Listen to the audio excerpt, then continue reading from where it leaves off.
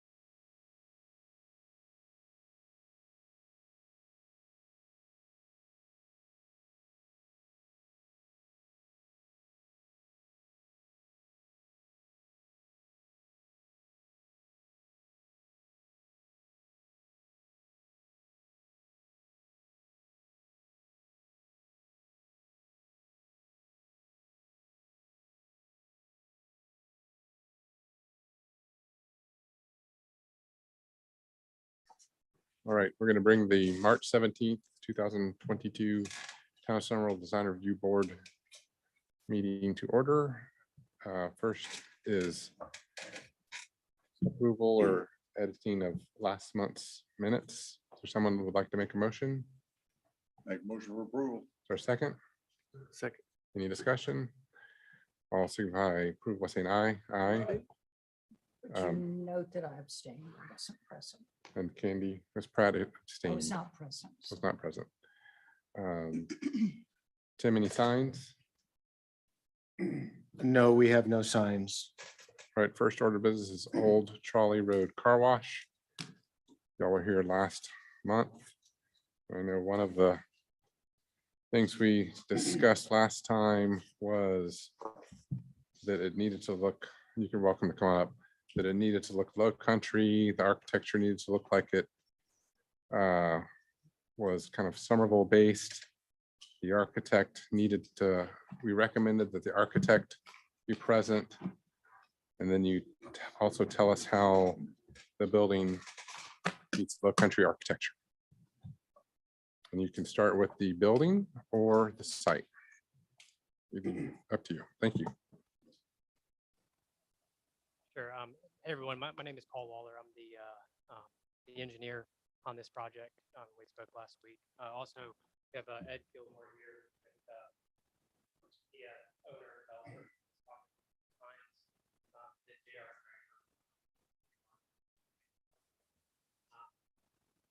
Yeah, to touch on a couple of the site adjustments that we made coming for the last month coming into this meeting. It was really a lot of landscape improvements, taking some of those buffering areas that came up in the meeting last time and kind of making some improvements there.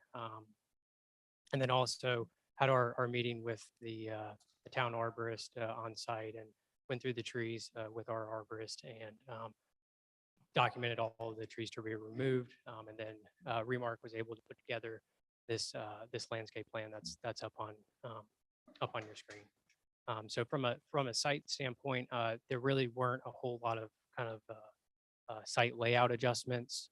We did look into trying to get that buffer between CVS and the proposed car wash a little denser, and then also kind of one of the comments was seeing if we could shift the site north to provide more space between the CVS. And we feel like the buffer space on the north side of the parking, there's enough area there to provide a nice landscape buffer there. So we didn't feel like shifting the site further north would benefit at all. And yeah, just a lot of landscape adjustments. And then Ed and the architectural team went and provided some updated elevations, and happy to discuss those and answer any questions that you all may have on those as well.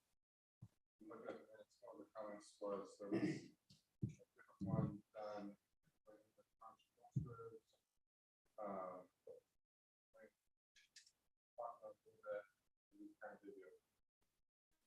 Push back on that. Since then, we've always also seen one about budget. So, one for me, I'm more receptive to something like that. What's on the package? But if y'all could just describe your architecture to us.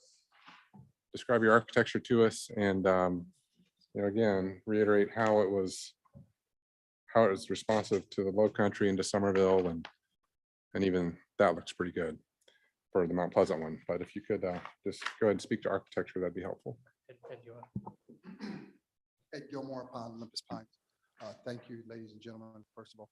So we brought samples. We clearly, as we said, would change the red and show you that we would do brick, which we noticed there's a lot of new Harris Hughes here. Clearly there was that night. So we went through the different areas and chose to mimic the brick with the tan stucco that they do, where our metals, instead of stucco, where ours are metals, we're doing the tan metal. And then across that front side, we did tan and kept that brown. So it really, I know part of the issue was our curvage on the front, which really softened that up and it wasn't so bold to the front of it. That's showing This one, That's actually the entry side of the building. Now that lower portion where it's showing stone, that would be the same brick. So we would do brick, a concrete cap, a beige concrete cap to keep with the tan, and then the tan brick, and then the black beam right there would be tan as the same tan above the archway coming in. Actually, No, no, that's that's the the entry entrance. side, so that's the side of the woods. It's the same thing, but on the opposite side.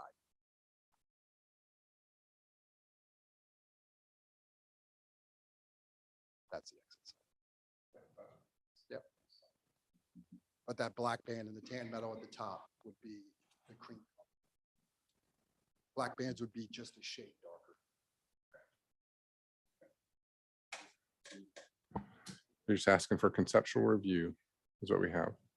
no, It says I'm sorry. conceptual. It should be preliminary review. Okay.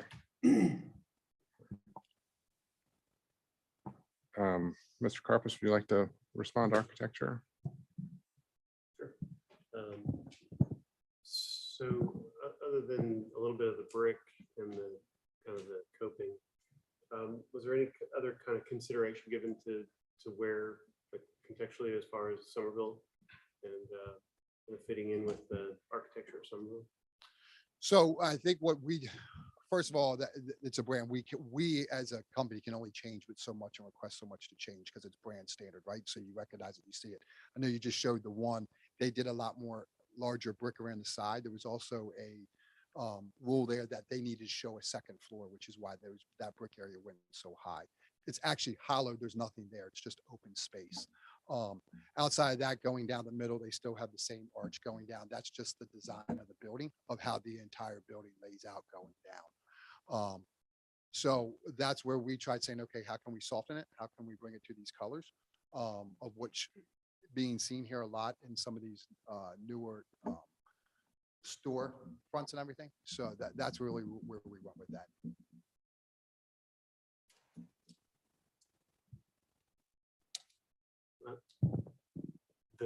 I think maybe the hardest part of it is that and finding a balance, I guess, between the corporate logo, not just the logo, but the look, that's what kind of carries on from town to town. And it's important. I know it's important for Tommy's. Unfortunately, it's also the hardest part to kind of wrap our heads around and approve. I'll speak for myself, because it's so very different than any kind of street presence that you'd find in Somerville. And so I think that's the kind of hard part.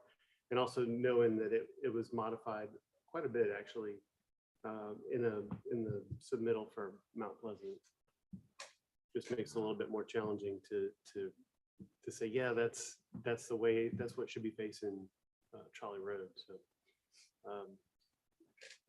I'm just more or less expressing what I have biggest problem with, which is the problem is it's the corporate identity, and so it's hard to go after something like that. But that's why we have trouble with prototypes in Somerville, because we're trying to be different, trying to be better.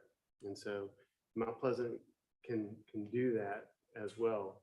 And knowing that, telling through, I know, I don't know who the architect is for this, but I know Mount Pleasant has asked for it and gotten it. So it's a little bit harder for us to swallow, knowing that that's possible. Well, it's not something Wes can just swallow. I think, as you can see, we changed our whole entire look at the building, which last time we were here, just saying, hey, look, we're very receptive to how you guys want it here. If that's the look you're looking for, then we don't have a problem going back and trying to modify it close to that, right? I mean, they went so far out and so far over budget just because All right. of having to have a second floor, and yet they couldn't even utilize a second floor.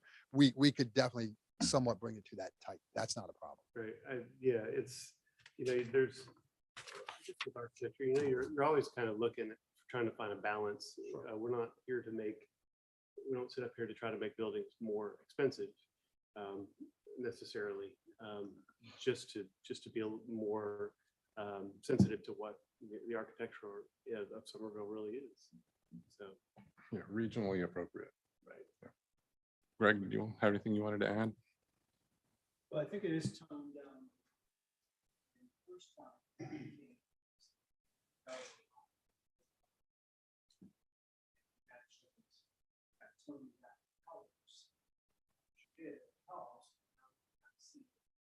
Even toned down, still.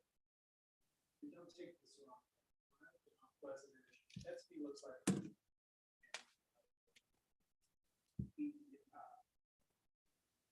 Proposed in Somerville. Let's say it doesn't.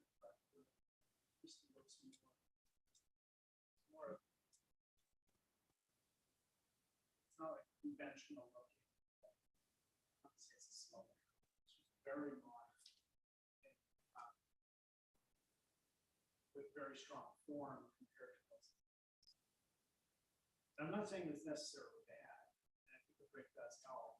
But when I put the image on the screen, I'm seeing all the and not really understand what that is. I think if it were, I'm not opposed to the curve. I don't like the red at all. Curve doesn't bother me that much. There's got to be more, I think fewer materials, 7 or 8 different colors. Still think it could be not as conservative and traditional looking as with me, people look at that and say, oh, that's really nice, but it's not really true for expression of the function. So, kind of a big eye. The process going on inside, outside it looks like an office building. I don't think we want that, but we do want to potentially simplify this expression.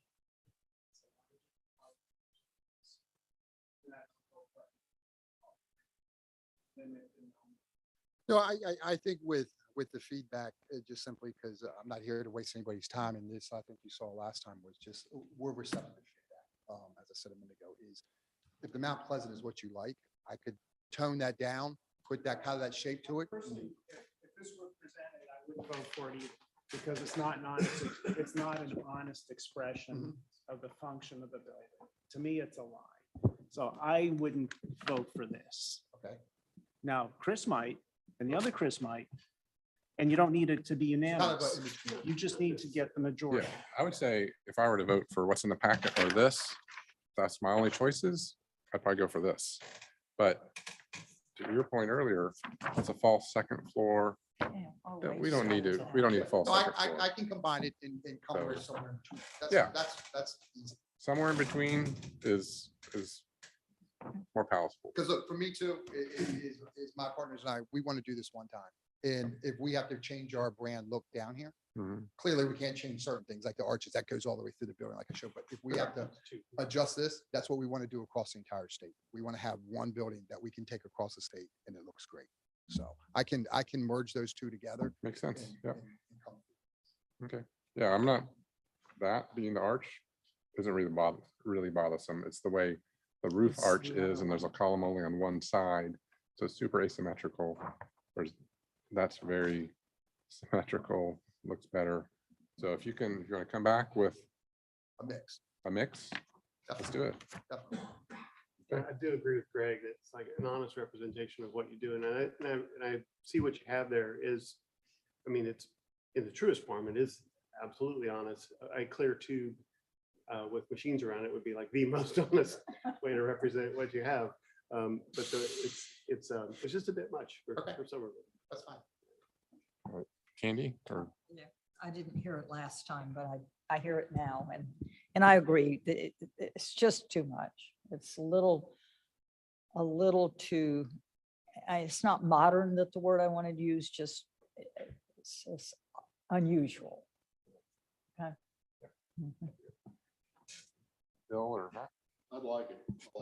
I knew he was going to. I like Brenda's best way to Bill,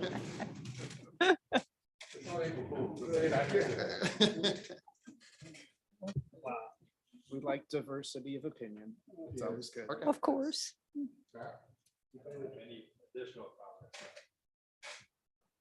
Okay, so we. need Yeah, to I've make- got a great direction now, right? We said Great. tone down the colors, now we'll merge it. Next one will be here and we'll knock it out of the park. Perfect. Okay, Good. so for rules of order, we need to take a vote. You're asking for a preliminary approval. So you So want to remove that for right now?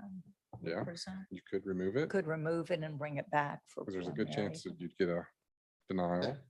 That's So fine. removing it's not gonna hurt you that I, No, we'll remove it. That's fine. Tim, is that Is that proper? okay? what are we removing? His submittal. Just withdrawing the request? Mhm. Okay, I mean, if that's their choice, absolutely, it's appropriate. They can come back and request preliminary and final at the At next same meeting. time, we could. Yeah, Mhm. so, So we could request preliminary and final at the next. yeah, you wouldn't have to come back for 2 more meetings. We definitely want to do that. You're still gonna fit into this same time frame. So you've already done conceptual, this is preliminary. If you withdraw because you aren't sure what's gonna happen up there, that's okay. And you come back with an alternative that you feel comfortable with, you can apply for the preliminary and final together. Because we do need the preliminary. That's the one step that we need. All right.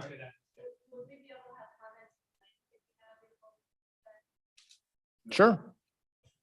If the board You wanna wants to, describe- we can handle it all next time. Well, Yeah, well, But how do you do the landscaping? I we guess don't know if there's where it any is? constructive criticism, it'll be good to do that now. I Mm. I think didn't- we are more than willing to. I think it can all be accomplished next month. If you would like us to, we can jump into it, but Yeah, I'm fine with that. I mean, I know lots of times we work with, it's approved with Yeah. this condition. So if we hit any stumbling blocks, then we're not listening. yeah, I don't see landscape. It's gonna hold you up. So, You got a lot of landscape. fair, good enough? That doesn't mean take it out. We said the building was a lot. We want you to tone it down. like- We don't want you to take out the landscape. All We good. like the Just want to landscape. make sure that's clear. You guys comfortable with that? So, I am, so, well, thank you guys for your Good. time. all right, Thank you. thank you. Next is Audubell Knightsville, requesting final approval. It's been a little while, so it's been a We little get while, there. so if you could bring us up to speed on what the changes are, please. what is going on? I changed this. All right, so basically, this was previously approved in 2019. When they started construction, they identified some additional things that they wanted to add to the site. They are not making any changes to the building. This is strictly the addition of the vacuum stations in the field, as well as the landscaped island that is being proposed to help channel traffic through. I apologize. This is not the staff report that goes with that particular one there. I think it went into your guys' packet properly that you received. So I will turn it over to the applicant and allow them to describe what they're looking for. Kyle Hoyt Barini. We are the applicant on the project.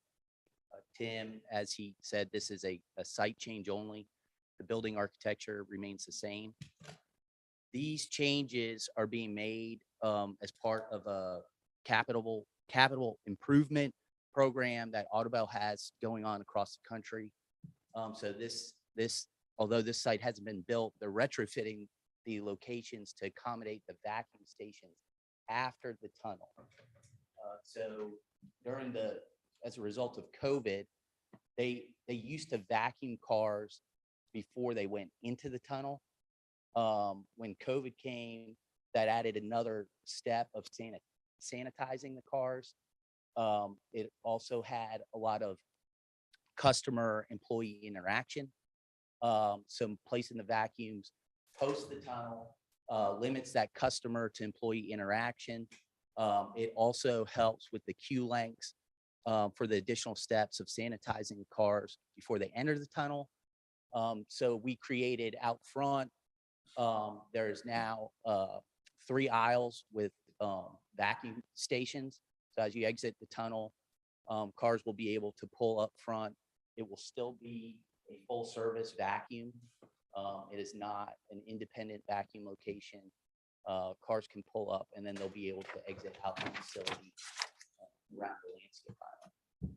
I'm happy to answer any questions that the board may have. What does this look like?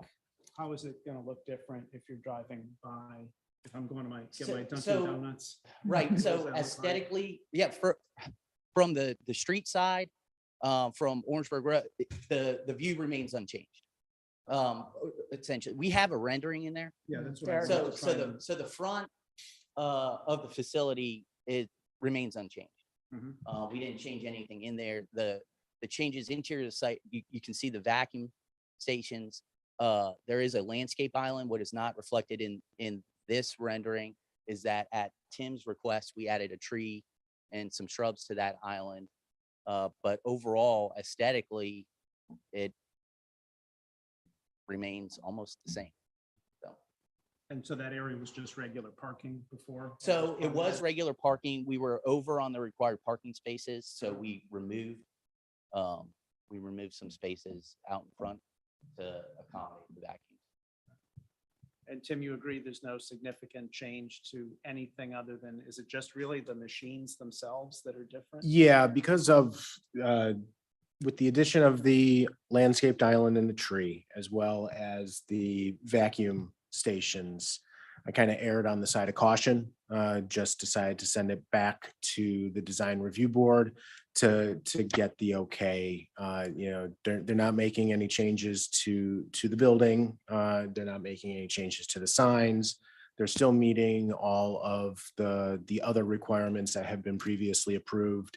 This is just getting your guys essentially blessing on this change to the site. What you've done is move these vacuums farther from the main entrance towards the secondary.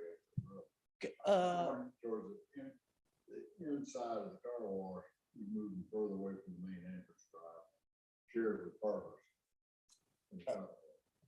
Essentially, yes.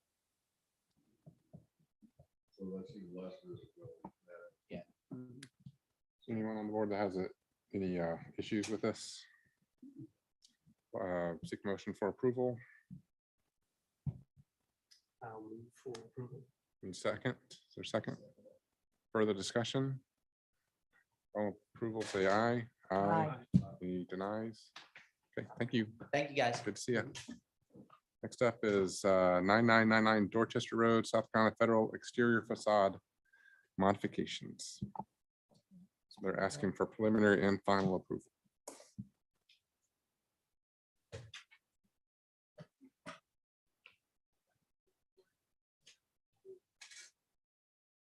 Yeah.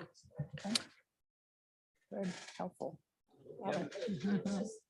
So this is a request for preliminary and final approval for some facade modifications to the South Carolina Federal Credit Union over on Dorchester Road.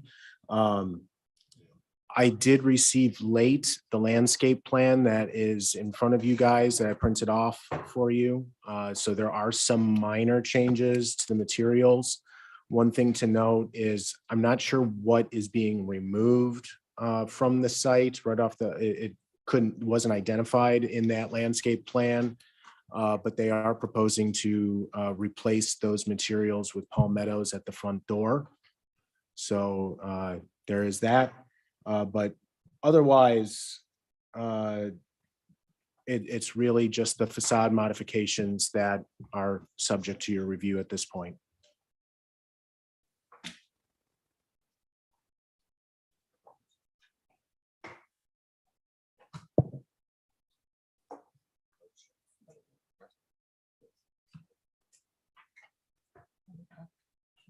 All right, go ahead. Okay, my name's Angela Fair. Again, I'm with Spivey Architects. I'm the project architect. If you could scroll to the color board rendering, that's possible. There you go. That's the more updated one. As you can see, this is an existing South Carolina Federal Credit Union building located on Dorchester and Ladson. It was designed in the early 80s, and as you can tell from the pictures that on the front page there, it's in dire need of some updating. So again, from the pictures, you can see that it has a brick facade that we are proposing to paint the gossamer veil color there in the bottom right corner. All the way around the entire building. And the fascia is currently a vinyl siding. We're proposing that we remove that and replace it with hardy panel siding that has a stucco finish to it in the pearl gray. That's a couple colors up from that. There. The panels are about 4x8, 4x10. So we've got some trim pieces there that are a little bit darker to help accentuate the grid pattern of the panels. There's a blue accent band that we're going to paint on 2 courses of the brick that wraps around the building. That blue also is on the louvers, the LED signage on both the north and the west facade. And then there's a LED logo on the very front of the entrance.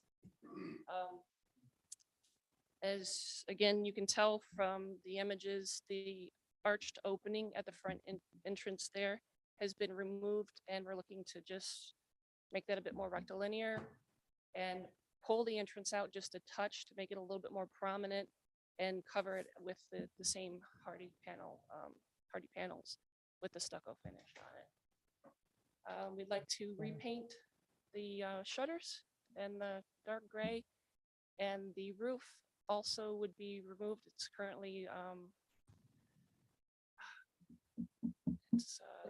shingles, yes. And we're going to remove that and put standing seam metal on there, and also add a gable to the west side to help balance the form in general.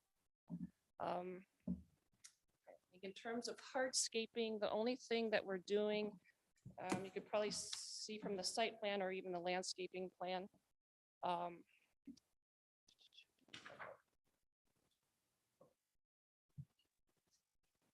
There, really tiny. Okay, so on the south side, there's a small sidewalk that we added an exterior door in the break room.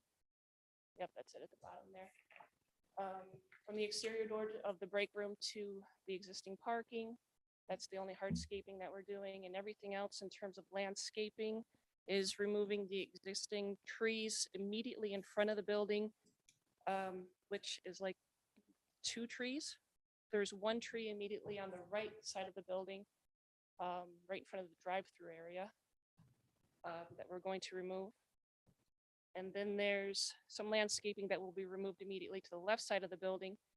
And handed out the sheet of the landscaping sketch. The landscaper didn't include the photos of the new landscaping, so I printed this out for you in case you're not familiar with the plantings, because I'm not all that familiar with them. But we're adding a couple of palmettos, some dwarf palmettos, sweetgrass, African iris, Japanese plum yew, and big blue throughout the front and the west side. But the idea was basically to bring the building up to date, include a bit more of the branding for the client, and make it a little bit more easier on the eyes. So I think that's about it. It looks like, and you may have said it, so apologize, but you added a sign element on the bigger rendering. Yes, there's already 2 signs on the existing building. And I'm talking about specifically a palmetto. Here. It's like a mural or something. Yes, There. yes. Is it a mural? hard to It's tell. it's an LED sign. Okay. So what? I'm sorry. LED sign. Oh, it's an LED sign? Yeah, it's sort of a raised sign. It'll come off the back of the stucco there, and yeah, I should have included a nighttime view as well. It's something that they use on all of their new buildings and all the renovations they're doing.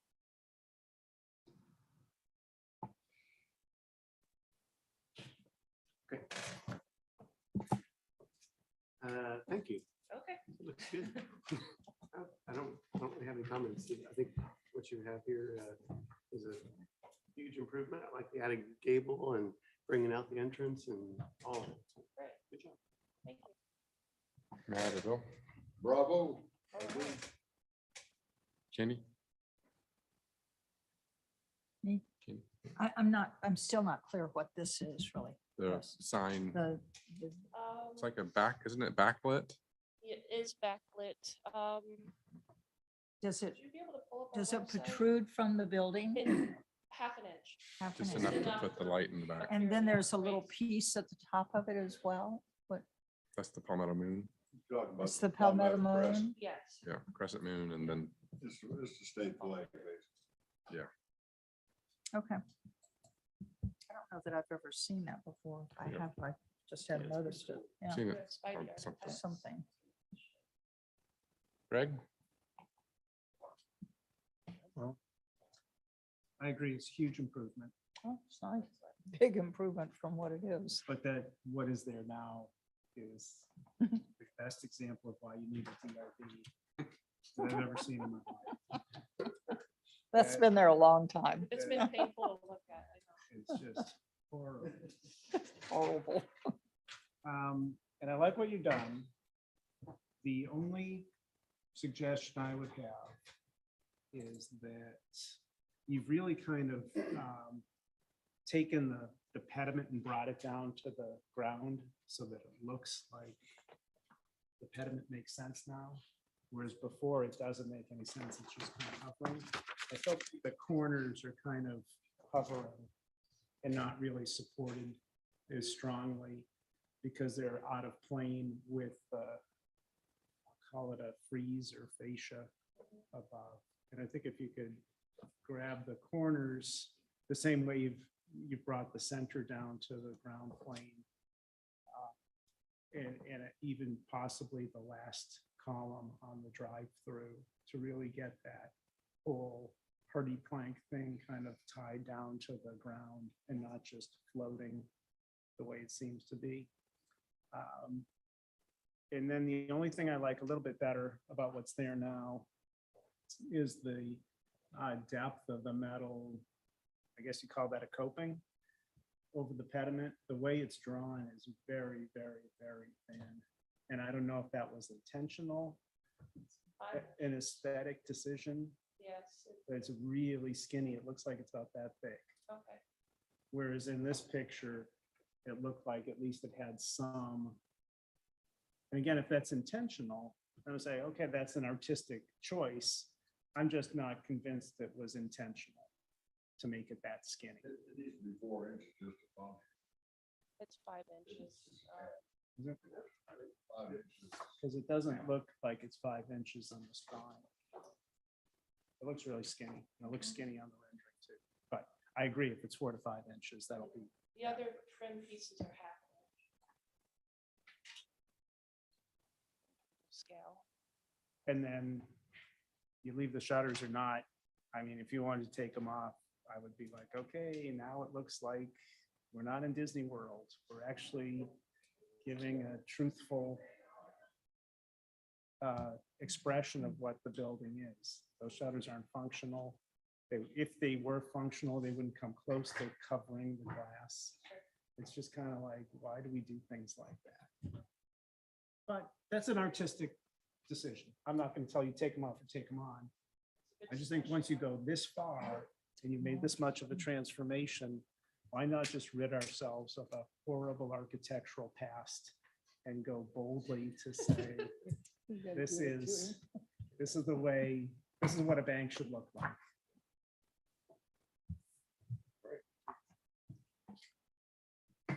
So they're asking for basically final approval. Can I have a motion, please?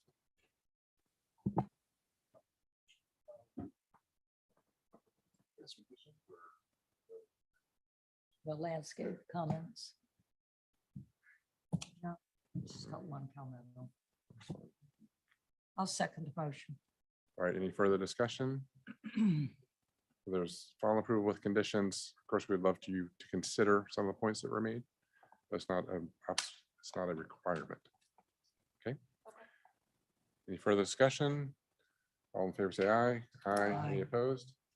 All right, thank you. Next up is 312 Midland Parkway. Can we shred or burn? Burn those. The paper's so thick you have to recycle. Funny thing is, I drive by there and try to look the other way. Oh, forever, forever.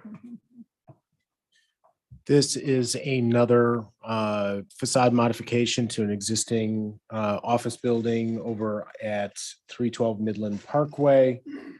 Modifications include fascia replacement and painting of the building. They're also going to change the columns on the front portico. Landscape modifications include the removal of dead or dying materials, removal of non-native species, and replacement with new materials that meet current standards. All replacement trees must be planted at 3.5-inch caliber. So this is the landscape plan. Their portion is this section here. This is the building. The others, other two buildings are not under the same ownership. So we're just talking about the 312 Midland Parkway here. Current, proposed. So I will turn it over to the applicant and. So, yeah, so my name's Jonathan Kuhn. I'm a partner, owner, project manager for Southern Med Pediatrics.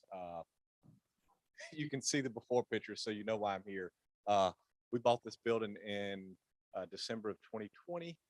We took over the patients and started catering to their needs in August of 2021 in the midst of COVID. Because of COVID protocol, a lot of our functions happened outside on the exterior of the building. So we weren't able to do anything up until now, so we can kind of move back in with patients.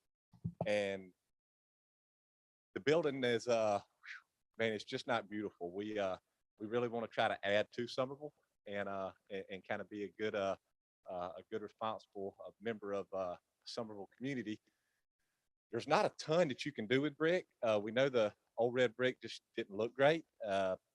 It had the shutters. Kind of glad you mentioned that. I'd be glad to donate mine to kind of Somerville if you guys had a need, because we'd like to take ours off.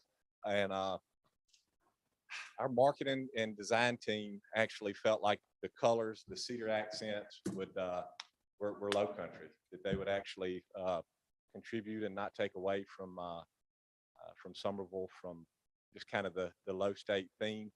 If you guys don't like white, you can paint it any color you like. We just don't like the red brick. It just doesn't look good.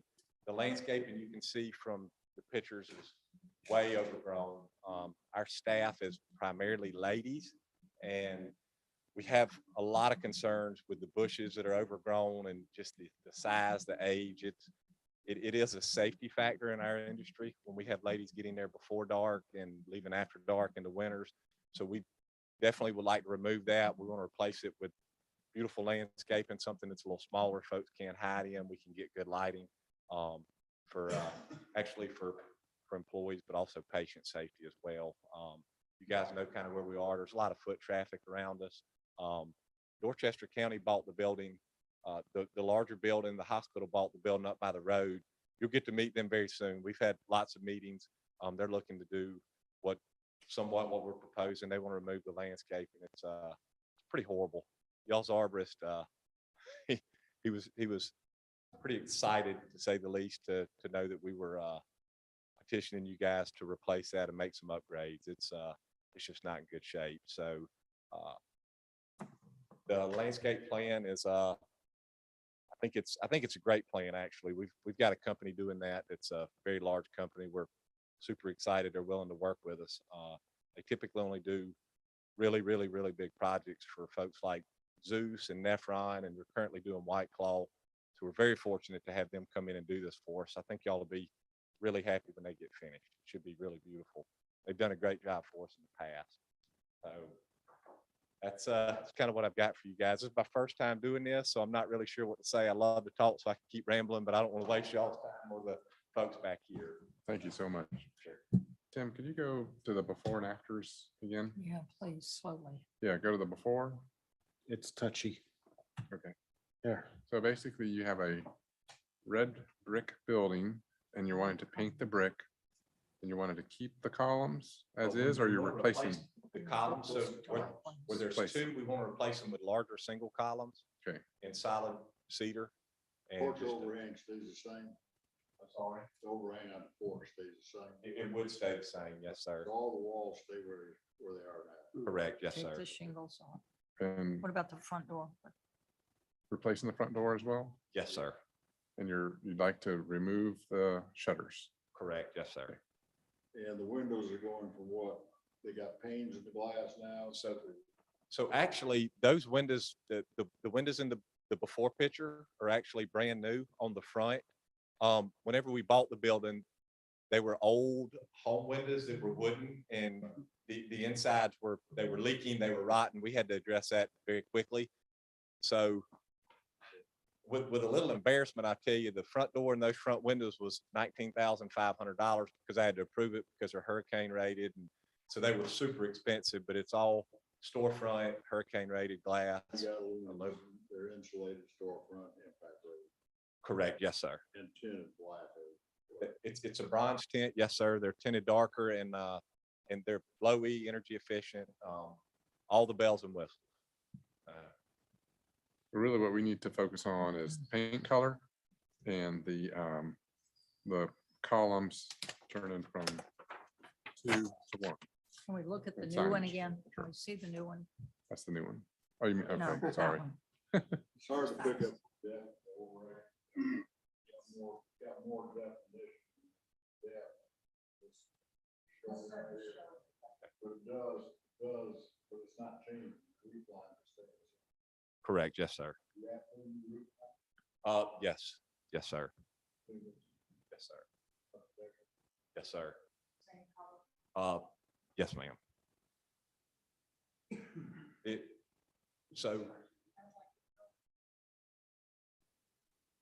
So another full disclosure, the roof is brand new as well, $26,000, because as soon as we bought the building, I think we had 5 leaks and 2 were actually coming through the light fixtures into the flooring. So we're glad to be able to contribute. This thing needed a little more love than we understood at acquisition, frankly. You've already got these windows. Yes, sir. 19, yes, sir. How about? And- And put a metal roof on. Yeah, and there's always a challenge in painting a building with an existing roof. Because you like the wall color, but then you gotta make sure it's compatible with the roof. And I like the wall color, but it's not a really good fit with your roof. And we don't want to ask you to redo the roof. So I think you gotta try and get a color that works with the roofing color a little bit better. Do you all have any suggestions? I mean, quite frankly, we just don't like the red. We I'll go with beige or something on the paint color rather than stark white. Okay. Beige. Maybe even a light gray. And, you know, if we, and depending on what the shingle actually is, it's hard to tell from the photograph. So if you look at that's actually the shingles. That's a real picture. So that's the new shingles. Right. We actually just, we were able to, No, I understand superimpose that, the but white, so- sometimes if you look closely at the shingles, there will be flecks of a certain color. And you might find a fleck in that color that may make sense for the paint. Okay. And err on the lighter side. Charcoal gray, yes, sir. ring a bell. I believe it is charcoal gray. Yes, sir. We asked for it to be replaced with the same color that was existing, just so we didn't change the color. We could stop the leak. So, but I am fairly certain it's charcoal gray. You don't think if we just pick a color, we can move on, say beige, Well, to go more with that brown, which I like that brown wood. Redwood or cedar. I think the brown is the problem. yeah. Okay, the brown is too stark against the white and it's too stark against the gray roof. And I think some of it is just the way the rendering is put together. You don't get the relief of how the porch comes out. But there could be some, I mean, when you strip those shutters off, I agree, take them off, but those are ugly now. They're ugly, I'm sorry, they're ugly windows, okay? So something's got to happen to soften the face of this building. It's got a good shape to it. You've got a roof, you've got a porch that we really can't tell there's a porch. And I just think you need to do something at those windows. Maybe you put some hurricane shutters, Bahama shutters on it, or maybe you put some functional shutters on it that fit them, that, I don't think there's enough room to function. well, Yeah, and I'm yeah, not sure. you're right. There's not a lot of clearance above the shutters to go overhead with anything. And the other thing that does make us kind of unique from other places is this building is going to have, I mean, there's times we'll probably have, we could have 200 to 300 children a day Oh, wow. that come across the front. So we'll have 3 providers. We also have mental health counseling in the facility as well. When we get hundreds of children every day walking by, they tend to grab things, pull, snatch, jerk. So we try to make sure there's no hazard for pinching or pulling off. And it's kind of crazy what we've realized children can tear down Well, they in a very can. short amount of time. So we try to minimize some of those things. Obviously, we'll do whatever you like just to make it look prettier, but just to kind of explain too that. Well, this building is hidden behind the other building back. Correct. Yes, sir. You can really only see about maybe a third of that building from the road. And that's if you're looking to the right, driving about 45. Well, maybe Yes, the sir. colors will do it. I would do it But with there, color. it needs to be some gray tones to go with that They've roof. already got the windows. A lot of money. And I don't know, y'all may like that medium colored, natural looking wood, but I think that's the problem. I like the wood, I like golf clubs that color. Mhm. Damn, you know, the shadow lines, you're not seeing it. I know, I can't see And it. that's gonna solve it a lot, shadow lines, because you got a good overhang. Good overhang with the porch. You see that on the existing picture. You can't see it here. The porch is fairly shallow. I don't have it committed to memory, but I would suspect the porch is maybe, yes, I was about to say maybe about 6 foot deep. Yeah, So it's not 8 or 10 foot deep. no, it wouldn't be any more than 6, given what this thing built. Probably. Even 7, so. Yes, sir. And that's the other thing with the double columns is super crowded up there as well. I mean, when you get up there and start moving around, it's like, you almost feel caged up. It's just kind of weird. Why don't you just do single columns, paint them white? And because the brown is the pushback, paint them white and then, Put some gray tone on them. sure, In the building. yeah, and a gray, Not white. Paint your soft fascia, columns, all that, just paint them a gray tone of white, right, a light gray tone. that'll, Very light. that'll get And you're them. gonna still do white on the building? Well, you can. No, use a No. light gray, A like light gray and a slightly darker gray tone. light on gray the other. face, light gray body, lighter gray trim, and then white columns. Would it The be? trim would be a darker color than the paint. Okay, Right. okay. What do you think? Will that get it there? I hate to give specific direction of make it this, make it that, paint this color. I mean, I think you gotta look at the suggestions we've made and say, we're concerned with the overall compatibility of the colors. The wood, I mean, you gotta, it's pediatric facility, pediatric. And, it's nice when kids get here and they feel like, oh, this is a great place. I love coming to the doctor. It's really cool. And when I look at this, I think, okay, that reminds me of my hunting and fishing buddies who like natural, rustic, cabin. And that's a look, but I'm just not feeling that's like a kid place. If it didn't say pediatrics on it, I would have no idea this was a pediatric. So sir, you make an incredible point, and that is a line we have to walk, because a lot of your old schools are kind of like going into McDonald's. And I'm old school. I have 4 daughters, and my mind feels like I'm 25. My body feels like I'm about 100. But a lot of our ladies have had to check me because it's a lot of our patients, a lot of patient moms are in their early 20s, early 30s. When they pull up, they want it to feel like a nice kind of cool, fun home. They want to be able to tell their friends they're going to that place that looks really neat and inviting, and not as much. Paint brick yellow and all the trim red. And it's, I understand, and Much better color, see if we can't all agree on it, let's move on, so you don't have to come back. I think I really think you gotta come back and say, this is what it's gonna look like. Because right now, the only decisions I've made professionally that I've regretted is when I made a decision that was not based on a drawing, specifically a colored drawing. Okay. Because what you think may look good in your imagination does not always, sometimes it works and sometimes it doesn't. There's nothing that it said, this is what we're gonna do. These are the colors we look at and say, all right, I think that's gonna be good. Okay. I'm not a big fan of approving things without specifics. Alrighty. There's 100 shades of gray. Let's call, Well, there's 50, I'm sorry. Call There's like hundreds of shades of these colors, and you just got to get the right trim, the right brick matching the roof. so And all right, I'm going to call for a motion for either approval or denial. If one would like to make one, if someone's ready to make one.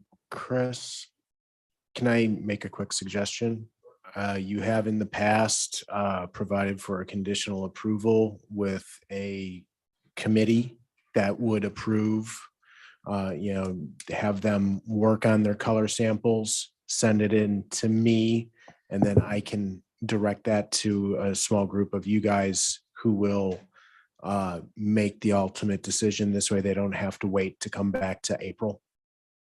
Fine with that too. If someone would like to, is there a time constraint that you're up against? we're trying to improve this as quick as possible, just because it just looks really, really, really bad. And our big group of ownership is very anxious for it to not look so horrible, to be completely honest. I'm getting a lot of pressure. I know each of us here have differing opinions, but quite frankly, I think your existing building looks better than the drawing. I really do. Now I'm seeing it from the woman bringing the child there, Yes, ma'am. like your patient body. Okay. I think that even though children do touch things, you should consider Bahama shutters to soften those windows. Those windows are never going to look pretty unless you do something to them. So, and that's not a color thing. That's something needs to be, and I'm really having some issue with the door, trying to figure out how does that door sit in there? Is it angled? What's going on with it? So does it fit in that area? It does, yes, ma'am. Is it angled? What is it? Well, What's it's the way going on? they had to kind of cut it out, paste it. This Ah. happened really quickly, so Okay. our marketing team had to design this. We couldn't enlist an architect that quickly. Okay, So that's what they put in, but so it really does fit. yes, ma'am. All right.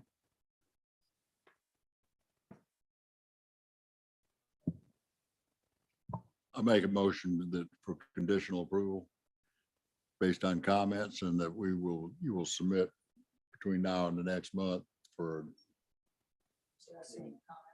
To a subcommittee, to a subcommittee. To a subcommittee. it'll kind of get it, take it home. It'll look at colors, look at columns. Yeah, look at colors, yeah. And the Bahama shutters would be a good idea because they typically would not approve windows like this.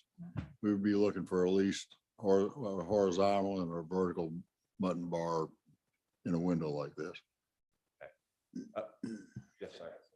All right, is there a second? So this final approval with conditions primarily going to a subcommittee to approve it. And if that subcommittee doesn't approve it, then it just comes back to full committee. So is there a second for that? We have a second. Any further discussion? All in favor, say aye. Aye. Any opposed? Yes. 1, 2. So 4 to 2. Alrighty. Do you understand? What? I believe so. I need to work on my color renderings, get them submitted to you, and then you could coach me through whatever I need to do after. Yep. Correct. Alrighty. Thank you, sir. Wonderful. Thank you very much for your time. Work on the windows, either a block on the exterior glass, vertical and horizontal, one down the middle, one horizontal. They're in there now, actually.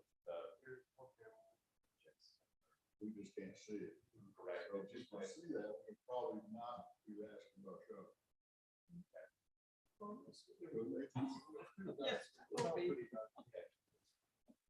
Alrighty. Thank you. Next up is 450 Azalea Square Boulevard. Requesting preliminary and final approval. This is a request for preliminary and final approval, as you said, with proposed parking lot modifications and the addition of a canopy over the expanded online order pickup area. One condition staff is requesting is that any landscaping removed to accommodate the proposed structure should be replaced on site.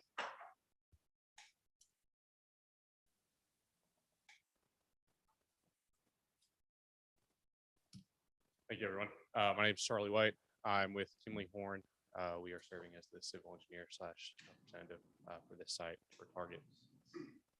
What we're looking to do out here is expand out the existing drive-up stalls that are on site right now, given with COVID, the popularity and just need for additional drive-up options for both convenience and safety has just expanded and really come back. Target has made the decision to expand this area as well. And so what we're looking to do is there's an existing 12 stalls out there right now. And what we want to do is sandblast those stalls, restripe them as standard parking stalls. And then come back in and restripe out the stalls on the screen here shown as additional drive-up stalls. On top of that, it would be installing the canopy structure on top of these to cover them and provide just weather safety as well, along with just some general safety striping and in the middle walkway path for employees and customers to use for safety, so they're not walking on the streets during the stalls. But outside of that, there'll be some signage in between the stalls, just identifying what number stall you're parked in. That's more so for ease of the employees to come out and know really exactly where they're walking to, rather than wandering around and keeping it really just safe for them. But other than that, I think I have to answer any questions. All right. Thank you. Any comments from the board? Material. The roof is steel. Looks like translucent. Light shine. Yeah, Could be a modified. I believe the intent is for light to come through. Well, it says PVC tension. Well, that would be Travis's. Premier. Yes, it's just so.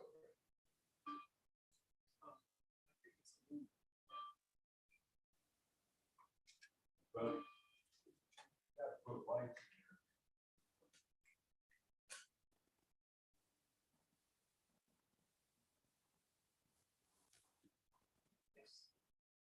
PVC tension. That's not. The galvanized steel structure. The galvanized steel structure. Yeah, we're talking about the roof. You're talking about the roof itself. Okay. I apologize. I misunderstood that question.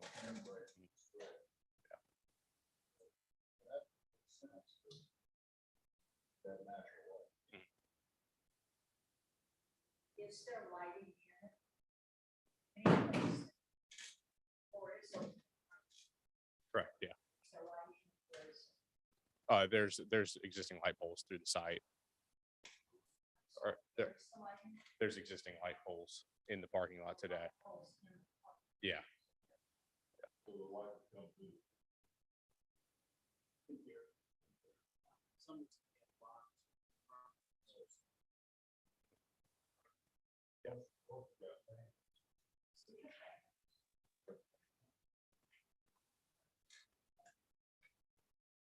Got to keep it out of those summer temperatures. The columns, they look like gas pumps. The columns. What's going on with those? So those are styled in terms of a beacon, in terms of what is out there today. Right now, there's a drive-up beacon, and those are styled in a similar way. Just to, they call them their drive-up beacons. Essentially, it's about a 12-foot post that looks very similar to that red kind of column you can see. But it's about 1 foot by 1 foot in size, and yeah, they're just not used. They're not used in the same structure as this.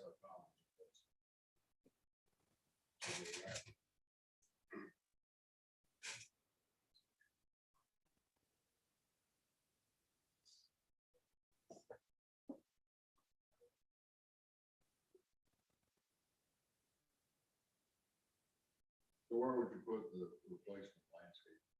The replacement landscaping could either go in existing landscape strips. Right now, there's Just like you go with the ends. yeah, or I know there is one aisle that we're moving that we can move to end cap this essentially.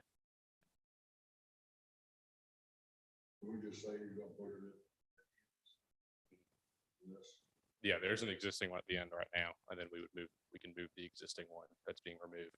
There's one being taken out. Yeah. Just move it down. Well, the end of, you're talking about the end of the new structure or the Yeah. end of the aisle? Okay, Yeah, it's just to me like. Yeah. Yeah, right. yeah, because I think if you could hide those It needs ends, to be at the end of the structure. end of the structure, maybe 10 feet away or something, and do an island there. Maybe park spot next to. Park is- Yeah, something like that. I think that would help hide it. Mhm.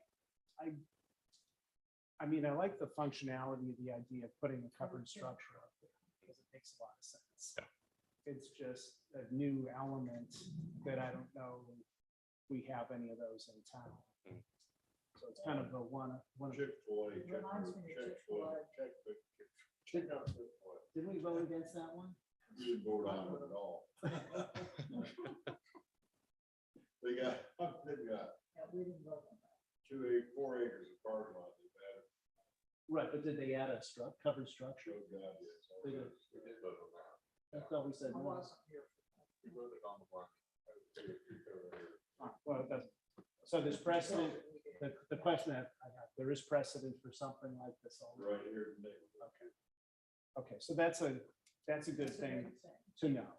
And then the only other concern I have is the sort of on a detail level, what is that structure really? And is it gonna look the way it's drawn? Mhm. Because it's drawn kind of almost diagrammatically.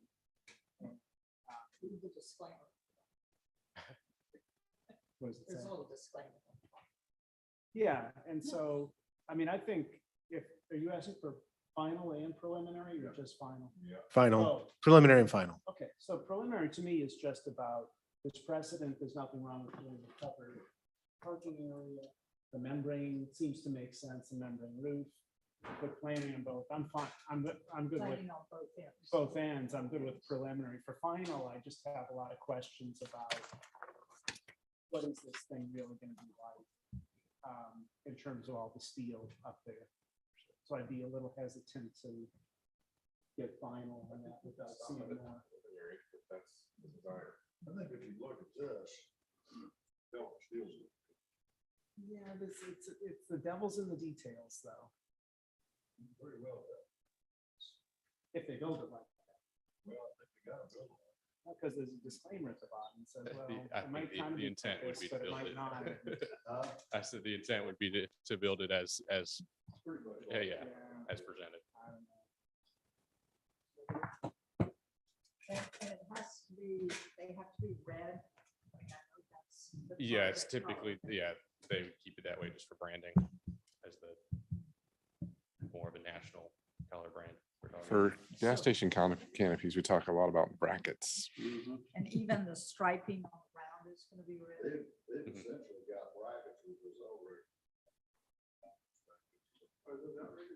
I don't think the canopy bothers me as much as the red and the red striping on the ground. It's down. Same thing.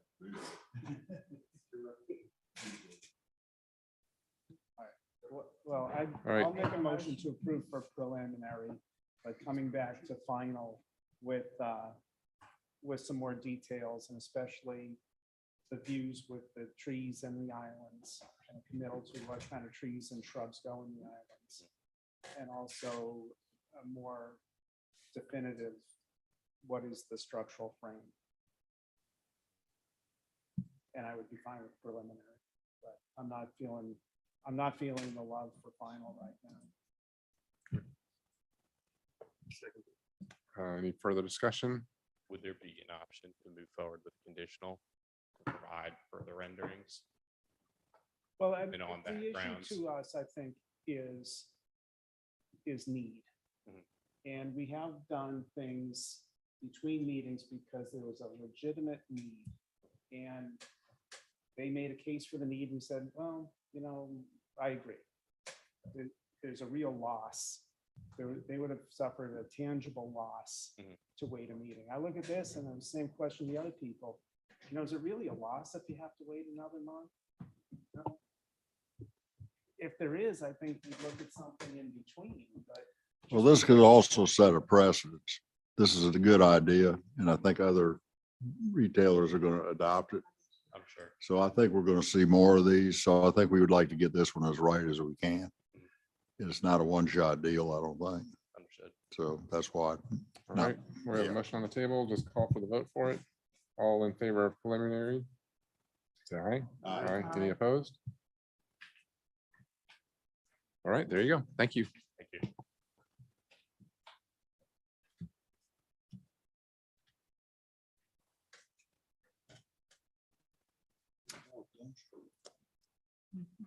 Next item on the agenda is 403 North Gum Street, proposed new warehouse workshop for light manufacturing, property zone GB. The applicant is requesting conceptual review. The current plan does not show any existing trees to be removed for the construction of the building. It is required that if there are any trees to be removed for the construction, they must be shown on the plan and the tree removal permit and tree protection board approval be obtained. The proposed building is a prefabricated metal building. The plan does not show any driveway or the addition of any parking. If either is added, an 8-foot landscape border is required. The building does not meet the required 5-foot setback and the plan must be revised. No additional landscaping is being shown on the plan, but the new building will not be visible from the public right-of-way. Engineering requests that the applicant verify that the roof runoff does not flow onto adjacent properties. And the fire marshal wanted to maintain proper separation between the buildings for fire separation.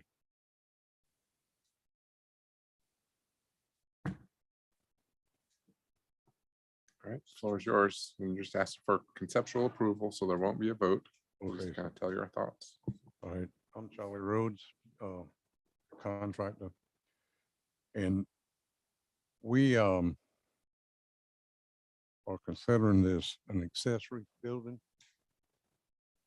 because it's nothing but a building for the owner to store material in that he puts in. He's in the shoot business for hotels, laundry shoots and such. And he has to bring this stuff in and store it. And we off the street.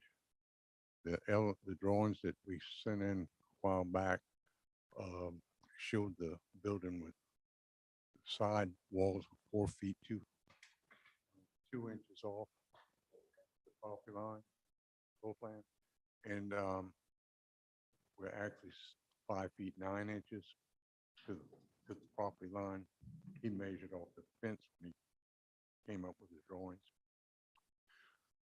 The back property line right now is at 5'4". And if we interpret what we've read properly and we can use this as an accessory building, the property line can be 0, I understand, but we don't want 0. We want It cannot be 0. No, maybe 2 feet. no, it needs to maintain 5 feet I'll have to. on the 3 sides. Yeah. Yeah. So on this side, it has to be 5 feet. On the rear, it has to be 5 feet. And on this side, it has to be 5 feet from any of the property lines. Yeah, but if you're less than 10 feet, you got to be 2-hour fire rated, We 10 feet on the front. but you got to be 2-hour fire rated at any wall closer than 10 feet to the property line. We over the property line. Yeah, Or property we line. won't have feet. So 2-hour fire rated, right. So that's difficult to do, the pre-engineered building. Okay. Well, and not to be argumentative, because I don't know. I'm just at what we read. It said we could ask for 0, or maybe a 2-foot property. I call it 0, because it tells us in this in the 3.1, 3.51. These are not design review board Yeah, issues. that, It's building code and planning. well, that aspect, yes, but the required setback has to equal the buffer. And the minimum buffer is a 5-foot buffer around the entire property. Okay. But if you're a 0 on the lot line, you got to have like a 4-hour fire rating on the wall. I mean, the closer you get to that property line within 10 feet, the higher the fire rating's got to be, essentially. Again, understand that. I'd like to steer away from building code issues. It's not the purpose of this group. This group is to look at aesthetics. Well, the reason that question was asked is because it would change a little bit on where we're going to put it. Okay, well, That's not a design. what we're review board. proposing is. Yeah, it is. Actually, it is, because it involves design. Yes, it Yeah. involves design, Well, there's 100%. Yeah, and we're trying to be helpful, so it's okay. All right, let's talk about the building.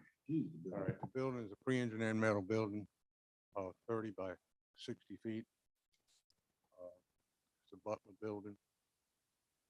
It's got a front door and a garage door where they can bring material in. Has no customers coming in the building at all. They don't have customers, it's a construction company. The building's 16 feet, 2 inches or 3 inches tall on the back side. The fire marshal asked us about what we were going to do about the runoff water.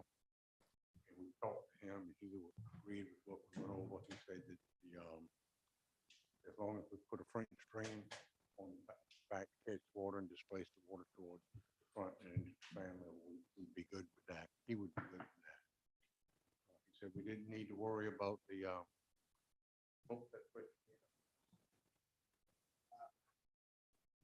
fire truck. Actually, he said we did not have to worry about that because there was no pedestrian, no general public in the building. And that's basically what we're trying to do. As we were out there looking at the layout of the building this week, we noticed that the big oak tree that off the site, but we got a root, a cluster of roots. And put a request in to get those removed. I don't know if this is the right time to bring that up or not. But we need to see what we need to do to make sure we got that done. We got the tree mark where somebody can go look at it and see what. Yeah, buildings, got a tremendous root. It comes underneath the building. We would disturb it with the foundation. Tim, can't recall, do you have existing photos on this one? So this is the rear, these were provided by the applicants, the rear of the building, where it would be going. Obviously, you can see at least one tree in the back there. These I pulled from Google Street View. So as you're coming down North Gum, their building, they have the front building here next to the cleaner building. Looking straight back and into the site, you have considerable landscaping, existing trees that are on this side.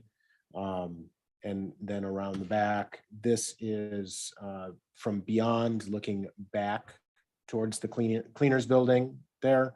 You can see the tree line that surrounds the property.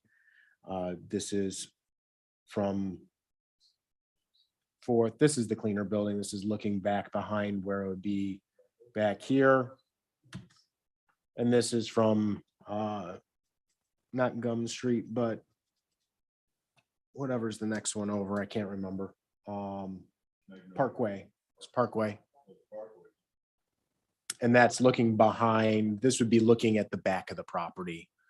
So I just tried to grab some images so you could see where it's going and what you're actually going to be able to see or not see. And can you go to elevations of the building? Oh. Almost looks like I thought that was the It footprint. kind of looks like the plan. Is this the plan or the elevation? That's the elevation. Sir, does Go back it to the have plan. a, What's exactly the same? has a flat roof? That's what I'm trying to It's figure. got a single story roof there. Single slope roof? Not the site plan, the building plan. That building plan, now go to the elevation. Right? That's all four sides. Got a roll-up door, wall panels. Well, my, R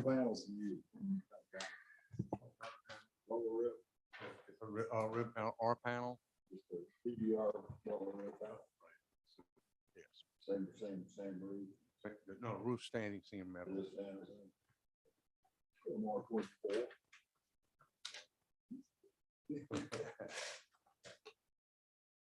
Butler rib and roof panels are Butler rib too. Tim, are you confident nobody will ever see this building from a You got a public? shadow way? rib on the wall. I'm fairly confident, yes. As long as those tree lines are maintained and those tree lines are outside of their property. So really beyond getting permission to deal with the root cluster that appears to have spread out just due to the size of the tree and into their yard.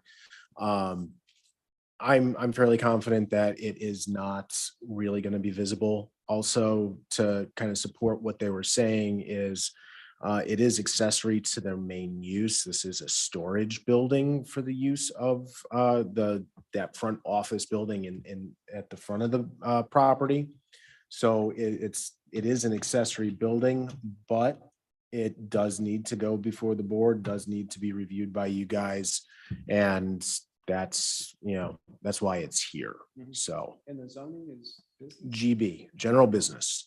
So that it is a permitted use within GB. So that's not in question. It legitimately is getting the plan right so that it meets the required setbacks, 5 feet on all sides. And then whether or not there's any aesthetics or any driveways or parking that's going to be added to the site, according to the applicant at TRC, no additional parking, no additional drives. Most of it would be accessed through that fence, and it would be a pickup truck mostly, no large semis or anything like that coming to the site. So we were fairly comfortable with the layout. Obviously, if there's any additional screening that needs to be done, that is the purview of the board, and it is up to you to make any of those extra decisions. Tim, could you show us the existing building again, please? And also, how far is this building back from the existing building before it begins? 10 feet behind it, Is- according to the site Start plan. 10 foot? Yeah, so if we look at the site plan and let me go back. It's not a beautiful neighborhood. No, I know it isn't, but Didn't work. that doesn't mean we make it So higher. you have the existing building here. It's about 30 feet back from the front property line. They do have parking in the North Gum right of way across the front. So then this would be 10 feet back.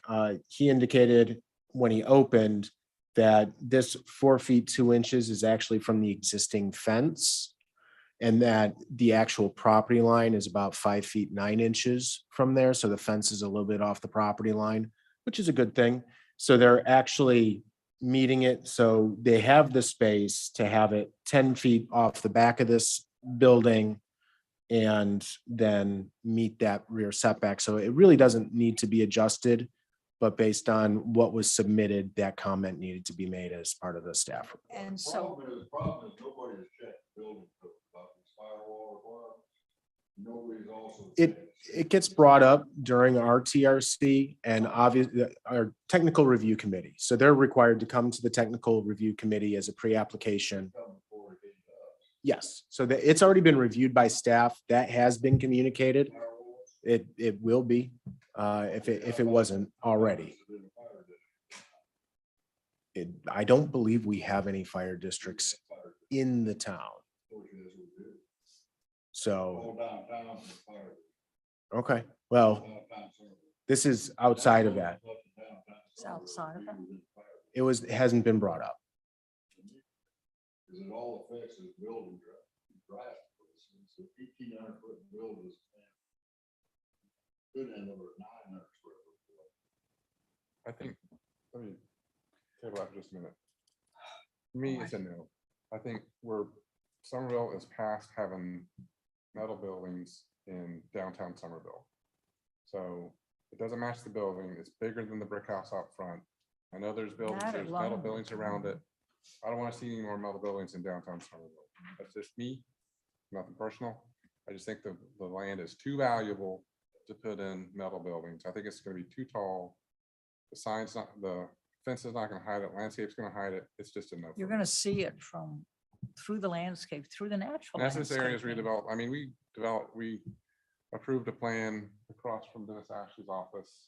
Yeah. For, if they came to us with a building like that. Oh, we'd never we even would've looked said at no. it. If they- 2 blocks away. I don't think I don't think we're taking care of the neighborhood. It's not by appropriate. approving that. It's not appropriate. So, No, because there are other areas along here that can develop and yeah, I can mean, look prettier. that building could easily be torn down, renovated, and a really nice building put in, or it could be renovated as it is, nice building, a courtyard, whatever. So it's just, I feel for him. I know he's I do needs too. storage, but it's just gotta stop. Metal building's not gonna, I can't improve metal building there. Especially, So that's just me. There's other people on the board. So. All right, It's conceptual. so- it is conceptual, that's true. But I do agree.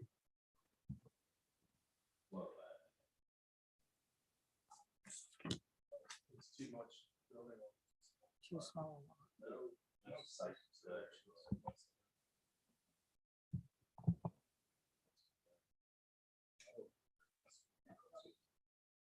Well, it's just the technical details. It meets the technical requirements. The problem is bringing it to for aesthetic review. It is a pre-engineered metal building, so. Right, but if that were, yeah, that's the other issue. To me, it's not. So that's part of the discussion. Is it because it's metal?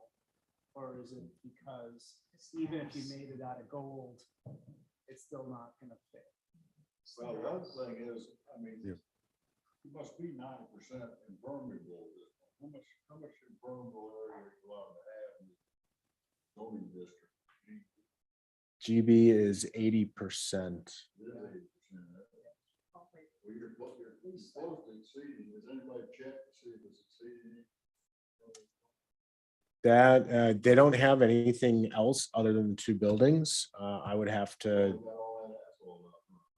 that's all right of way. Well, that makes a lot worse. Well, the bigger issue to me is that, as Tim said, all this is supposed to pass technical muster before it comes to us. And now I'm kind of wondering, based on Bill's comments, is it is it technically approved? Is it checked all the boxes that it needs for zoning? I mean, when we see these, I'm kind of assuming, okay, they've checked with the arborist, they've checked with planning and zoning, they've checked with the building code, they've checked with the fire department.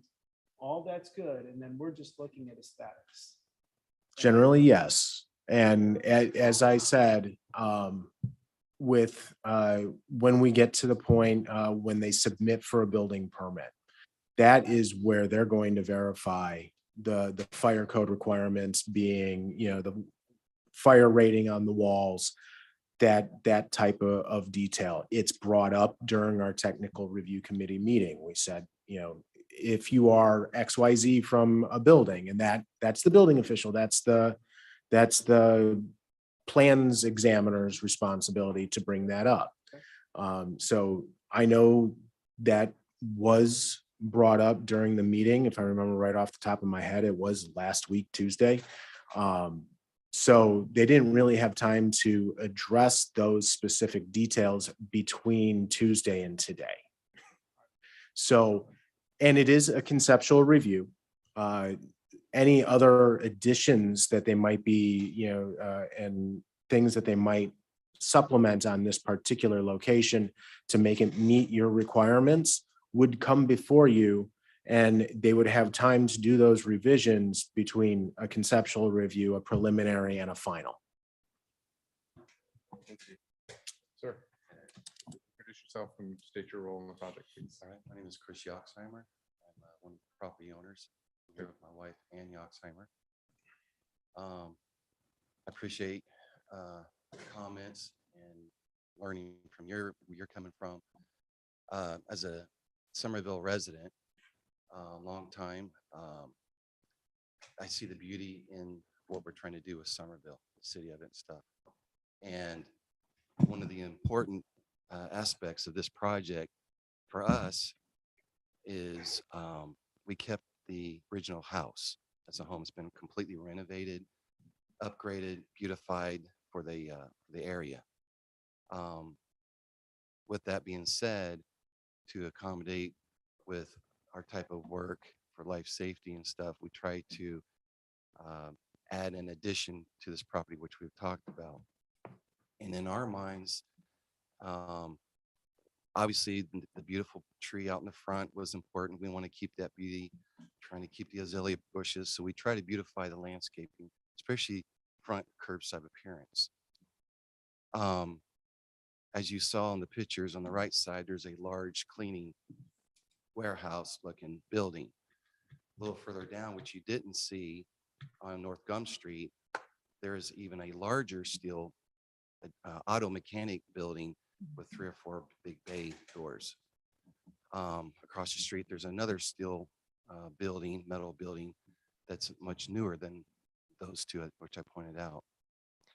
I feel that out of all fairness, we are not just trying to throw a building in and not to try and make considerations of how we can keep the beauty of Somerville. So yeah, I would ask for your help in finding a solution. If it's not a metal building, or if it is, what architectural designs would you find to be appropriate and something that we could continue moving forward on this project? Okay. Sure. Just make sure you just introduce yourself for the Boxheimer, owner. You said something about tearing down the building and building something new, but my family's from here. Grew up in this area. My father grew up in this area. My grandmother grew up in this area. My great grandparents grew up in this area. For several hundred years, we've been here. I didn't want to tear down the building. But I'm not suggesting that you no. have to, or you need to, or whatever. And don't misconstrue that. But what we were trying to do is work within the existing architecture of what's there. I think that's what's been going on a lot of around the area, people buying up old homes and turning them into lovely little businesses.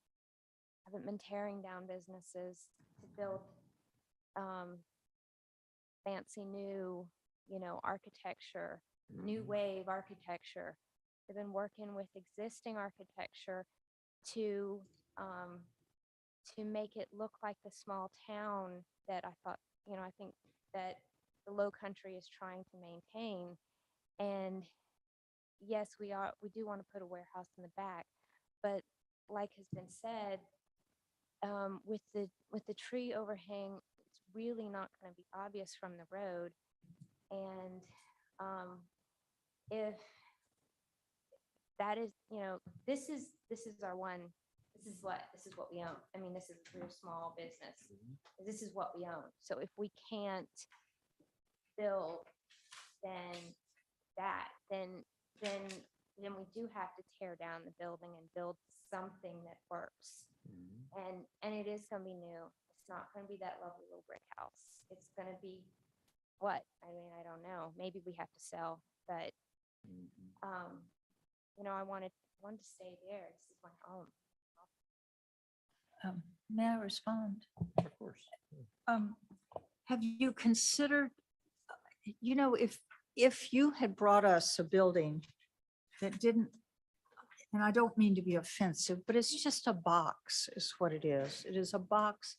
And I know it's got a little slight roof that has a tiny slope, but it really looks like a box. But if you had brought something in that had maybe a roof line to it and a little bit of design or just something that softened it, I don't think our position would have been as strong as it is. But what we see is something that doesn't do anything to complement your property. And it's certainly, even though you're surrounded by other things that are not attractive, they are in their use more attractive than the box you're putting in. And I think that's the issue, is just a box. It doesn't have any architecture to it at all. Well, I mean, we're doing construction, so I mean, I don't know. I mean, the laundromat is not all that attractive in its use either, but It's been there forever. We can't do anything about it. Mhm. I agree. In concept, we were trying to work with them, but I think we're very sympathetic. I really are. appreciate y'all getting up. I know it's hard if you're not used to this kind of stuff and presenting stuff, and we get that. So your comments are very much appreciated. They are. But just to echo what Candy is saying is this, and I don't think you can tell from the drawings, I think this is probably going to be larger than, it is larger than the nice cute little house that's there. So from the street, it's going to loom in the background and you're going to see it. I don't want, from what I'm hearing, I don't want y'all to be disappointed either. But there are better solutions, even for metal buildings, that look a little bit better, that have a sloped roof. This kind of looks like a very large container from a container truck. That's kind of what it looks like. I know there's budget constraints too, but What's the e-bike, Joe? What's your e-bike? 16.2. 16.2 on low E. That's low.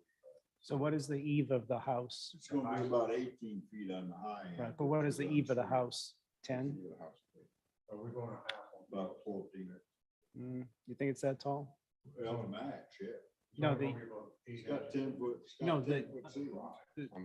the house? Yes, it's 3 foot off the ground. It's got 10 foot ceilings. It's got, it's got 13, 14 feet from the ground. I don't know, that looks like 8 foot Mm. ceiling to me, but Yeah, I don't think so. looks like an 8 foot because the windows are the same height as the. Well, maybe it's 8 foot. But I think the point I was trying to make is that there's two things I want to say. One is, as a board, representing your family's interests and your friends' interests for all these years, do you want the board to just say, oh, well, they built a bunch of junk next door, so let's keep going with that? Or as a board, are we supposed to say, we can't fix the past. The past is the past, but from today on, we are focused on building a better Somerville. And that's our task. And so yes, are those neighbors terrible? Yes, they are. But I don't think as a board, we can say, well, the neighbors are terrible, so let's just keep doing it. And when does that stop? And we're trying to say it has stopped. I think it's a moot point anyway, because I don't think you can build that big a building Close to the. because of your because of your fire rating requirements and you can only have 80% impermeable area on that lot. It's a very small lot. And this, It's only like an 8,000 square foot lot. So 8,000, 10% is 8,000 is what, 800? So 1,600. You can build that site pretty close. But it'd be very close because you already got the house there, which I don't know how many square feet that is. Some of you need to do a lot of thinking about your firewall rating requirements. For one thing. And also about your impermeable area is only 15%. this is just conceptual review. Right. So we're not saying no. We're giving you a lot of kind of honest answers, kind of brutal truth a little bit, and kind of apologize for that. But, but Greg's got a great point. We have to Go very from here conscious of forward.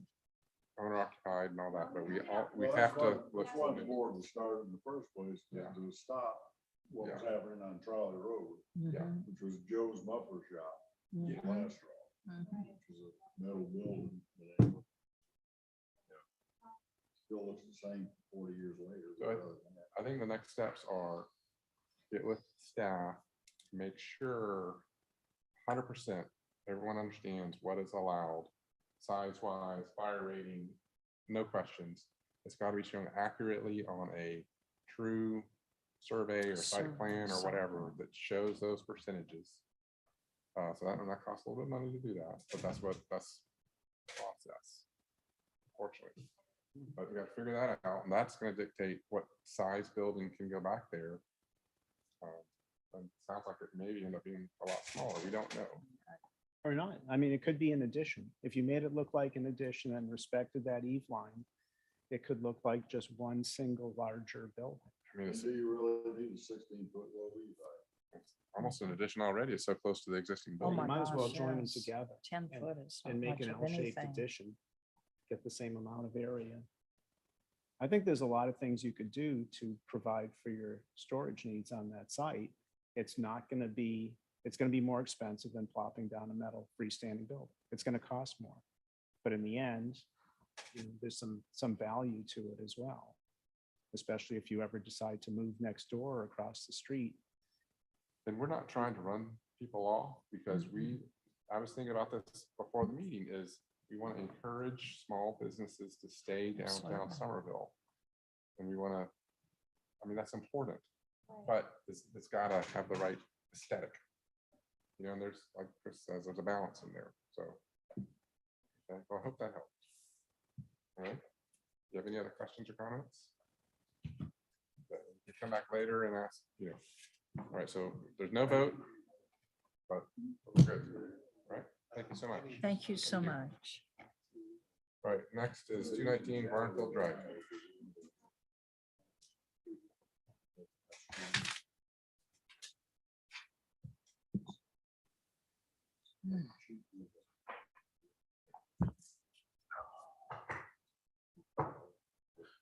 This is a request for conceptual review of a proposed new warehouse expansion for light manufacturing at 219 Barnfield Drive, property zoned LI, light industrial. Following are staff's comments, tree removal permit and tree protection board approval is required. The applicant is maintaining the required 60-foot use buffer along the adjacent Weatherstone property line.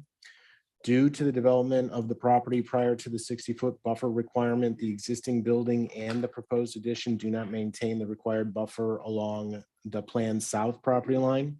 It's shown at 45 feet, and staff supports the reduction of that buffer from 60 feet to 45 feet. This property line is adjacent to a 125-foot power line easement that will never be developed, and the Presbyterian home development on the other side is currently undeveloped. Currently, some of the stormwater ponds do encroach into the required 25-foot wetland buffer. Engineering staff has the discretion to approve reasonable encroachments of these requirements. Architecture has not been included, but would match the existing facility. Minimum design guidelines have been removed from the UDO for industrial buildings.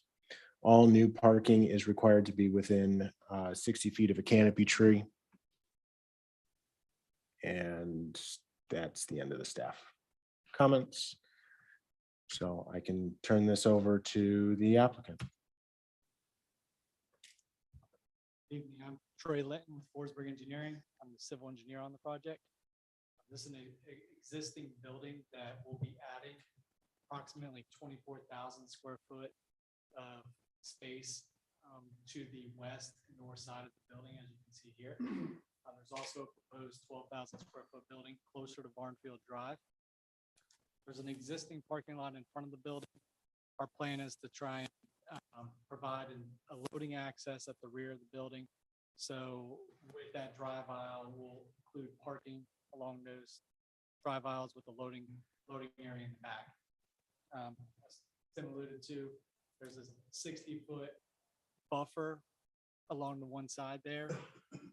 And we're trying to have our ponds also along that buffer, create more separation between the residential that's back there. There's a 15-foot buffer on the north side with an existing warehouse just north of our property. To the south, there is a drainage easement. And as he mentioned, the building already is 45 feet from the property line. So our plan is to expand out from the backside and remain 45 feet. Happy to answer any questions. Move on to the site or you have architecture as well. Well, can you don't have architecture plans with the cement pipe? So you're just doing parking, is that right? Well, it's a site plan. It's to show the expansion. The expansion will match the existing building. The pictures of the That's better. existing Go back building. one more. That's a good drawing. Hey, that's good, that's good. That helps. That helps a lot. So you got two additions going on this, is that correct? That's Outline correct. in gray. Yeah, you can see the existing One on building the there. north, one on the west, That's correct. so we got two. And all There's that, not much to talk about in this, we what we got to look at, why don't we say this is wonderful, move on. well, what's the third building? Move on to the next project. What's this other building up here?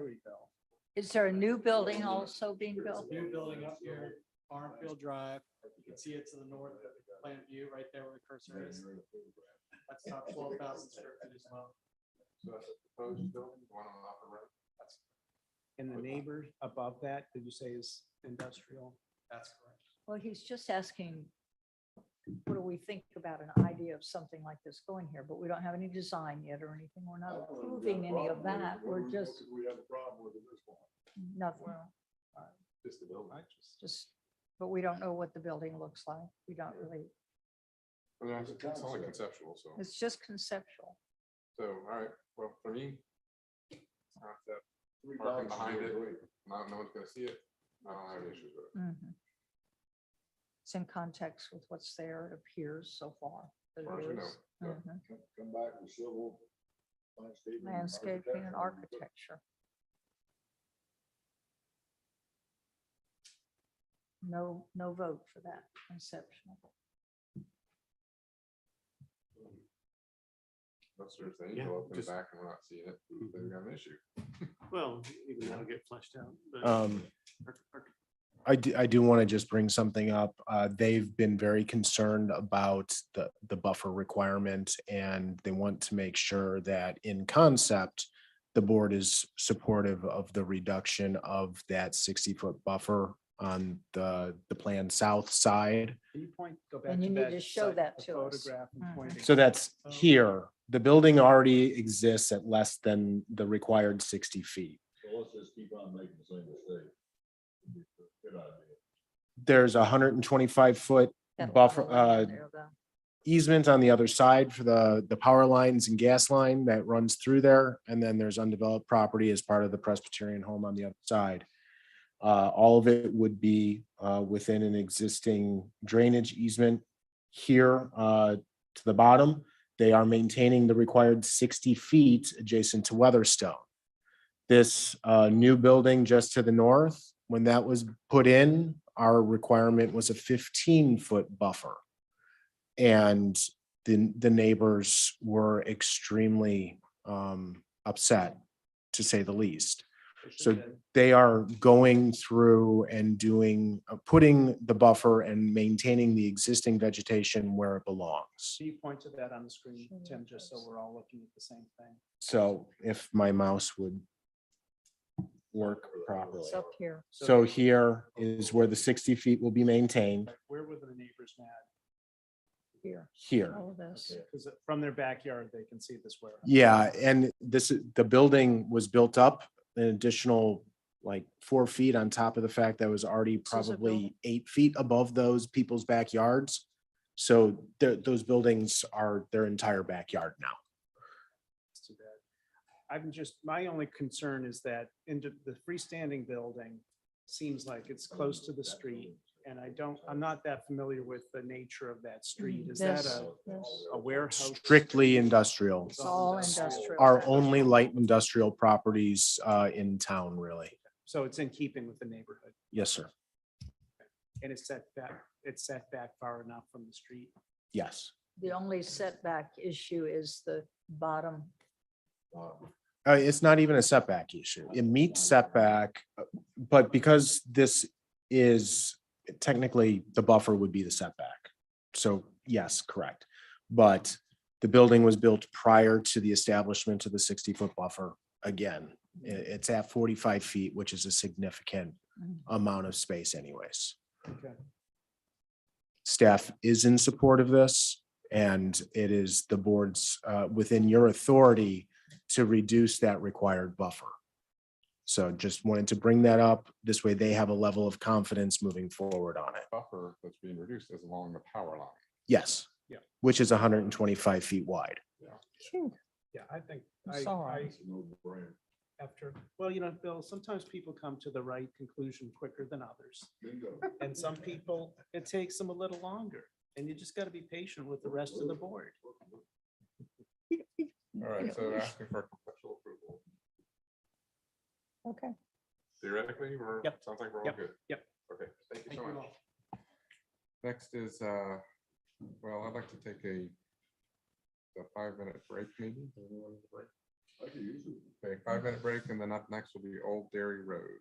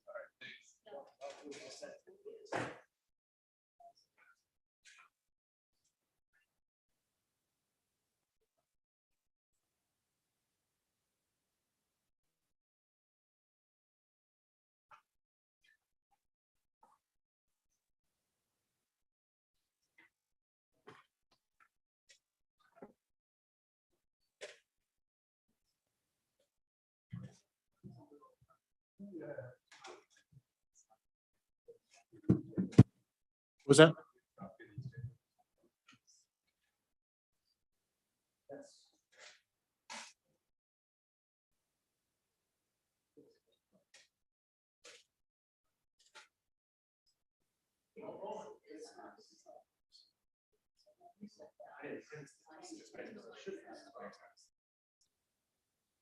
I thought I had an extra there where people grab.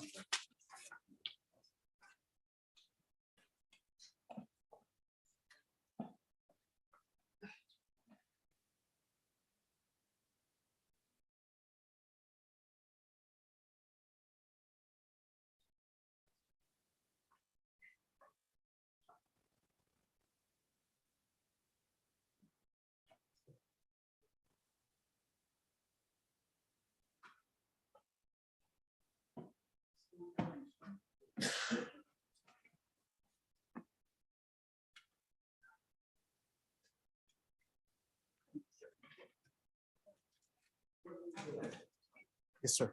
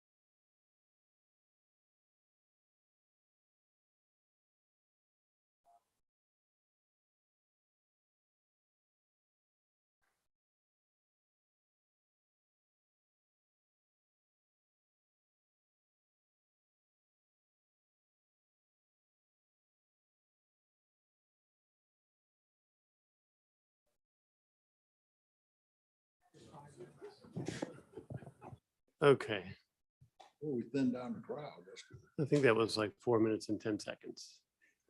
We're just jumping ahead. Chris has got to recuse himself anyway, so we're ready to roll if you are, except Matt's leaving. Who's leaving? No, Matt can't leave. Where's Matt? All right. Are you okay with proceeding? I am good to go. 3 projects.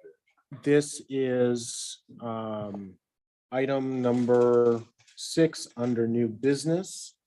This is a request for conceptual review for single-family townhomes and an amenity center at a new development off of Old Dairy Road on the Salisbury parcel off of North Maple Street. Based on initial review, the following are staff's comments. Tree removal permit and tree protection board approval is still required. The site conceptually meets requirements. Plats will be approved before permitting. The board only has purview of the amenity center and the townhome facades. The exterior finishes include a mix of materials, including both horizontal and vertical siding materials, shingle roofs, and a brick base to the amenity center.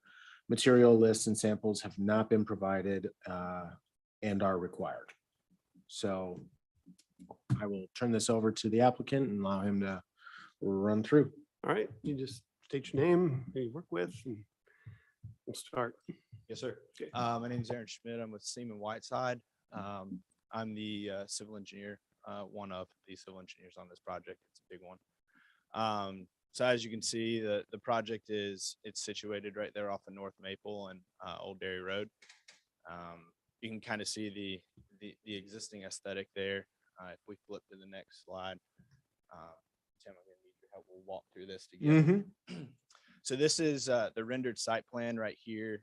If you start up in, we'll say the plan northeast side, you'll see the light green area where the amenity area is going to be laid out. And then as we move interior to the site, you can see the clusters of the townhomes that we have on site. There is a power line easement that does run through the property. And then the large blue pond that you see is actually existing on site there. And so we're just doing some minor improvements to it. The rest of the site you'll see is single family residential at that point. So really our big focus here today is on the single family townhomes and then also the amenity. So if we take a step to the next slide, we'll take a look at the conceptual site plan for the actual amenity triangle, if you will. You can see that the townhomes are across that street right there. So the amenity, it is, you're gonna have to forgive me. I'm not in tune with the architecture as much. The architect, I'm sorry, couldn't be here today, but he will be here for preliminary. And so we'll be able to answer more at that time. As far as this layout goes, I'm just gonna read just a little bit of what he has provided me. So it is a resort style pool that is going to be going with this amenity center that they do throughout their communities. The amenity center does have kind of a club room in it. It's got a workout room and stuff like that. Definitely placing it at the front of the community in order for it to be built within the first phase of this development and something that the community can use from the day that doors are being opened. If we step to the next slide, we can see this is the actual floor plan of the amenity center. Don't really need to spend too much time on that as much as we do the next one, which is the elevation of the amenity center.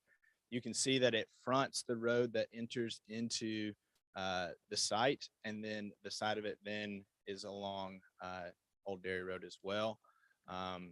It is a farmhouse look, and I do have some verbiage from the architect of why they've chosen this look here.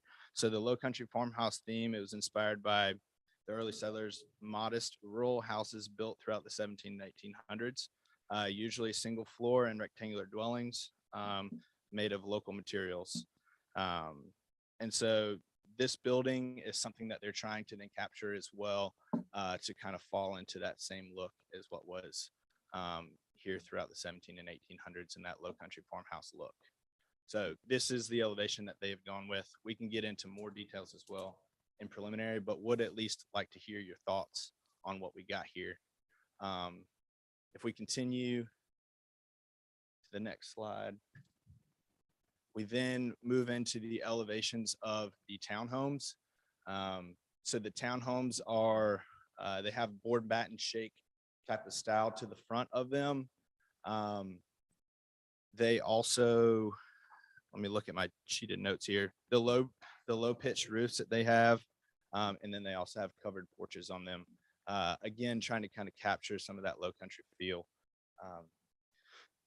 If we go to the next slide, so the colors that we have here, the colors are up for changing if need to. From the architect, I have the color theming will be colonial and low country revival, light colors, and lots of windows. Is what they're trying to capture here. So any feedback that we have on that as well, more than happy to bring it back to the architect.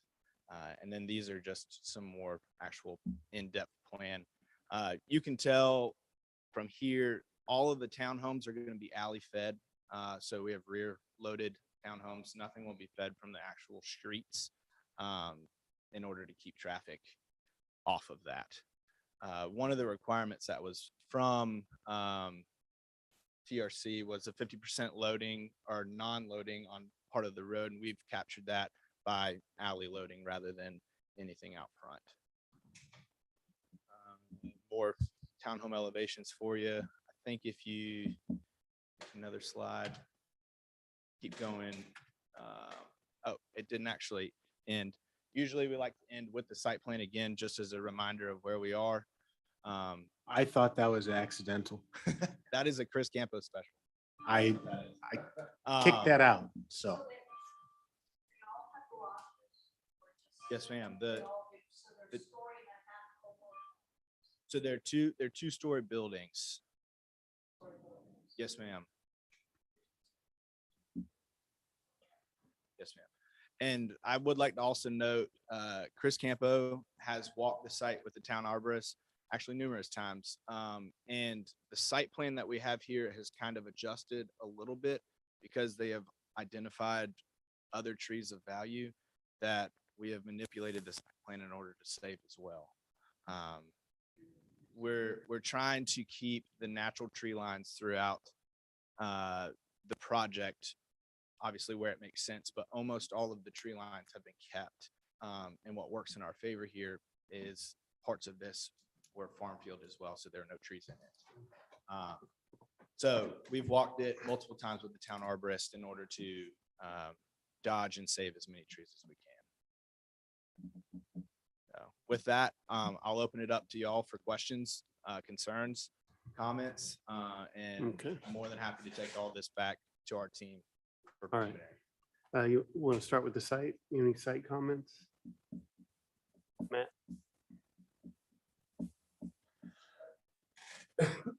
Is the amenity for the townhouses or for the For the whole community. for the whole community? Yes, sir. So the first phase will encompass the amenity, all of the townhomes, and then somewhere around 80 of the single family homes will be built in that first phase. And how many square feet is in the amenity building?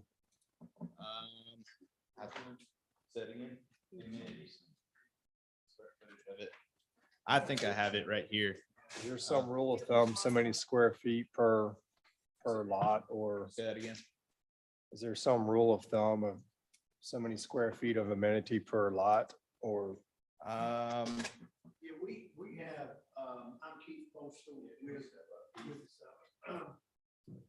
yeah, when we designed these amenity centers, we have 5 different versions, a tier 1 up to a tier 5. Tier 5 being our largest, for anything over typically 200 plus, 275 plus home sites. So this is a tier 5, it's the largest. Cannot tell you exactly how big this is going to be, but we wanted to make sure you can see it's a generous fitness center. We have a full kitchen, covered porch. The pool decking area is designed for 250 or better. It'll have covered areas. Okay. But this is the largest amenity we currently build.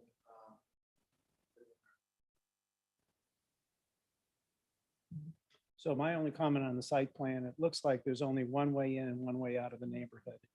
And at what point does that become just like our neighborhood has one way in and one way out, but there's only like 30 houses. What is the public access? I can't see on that.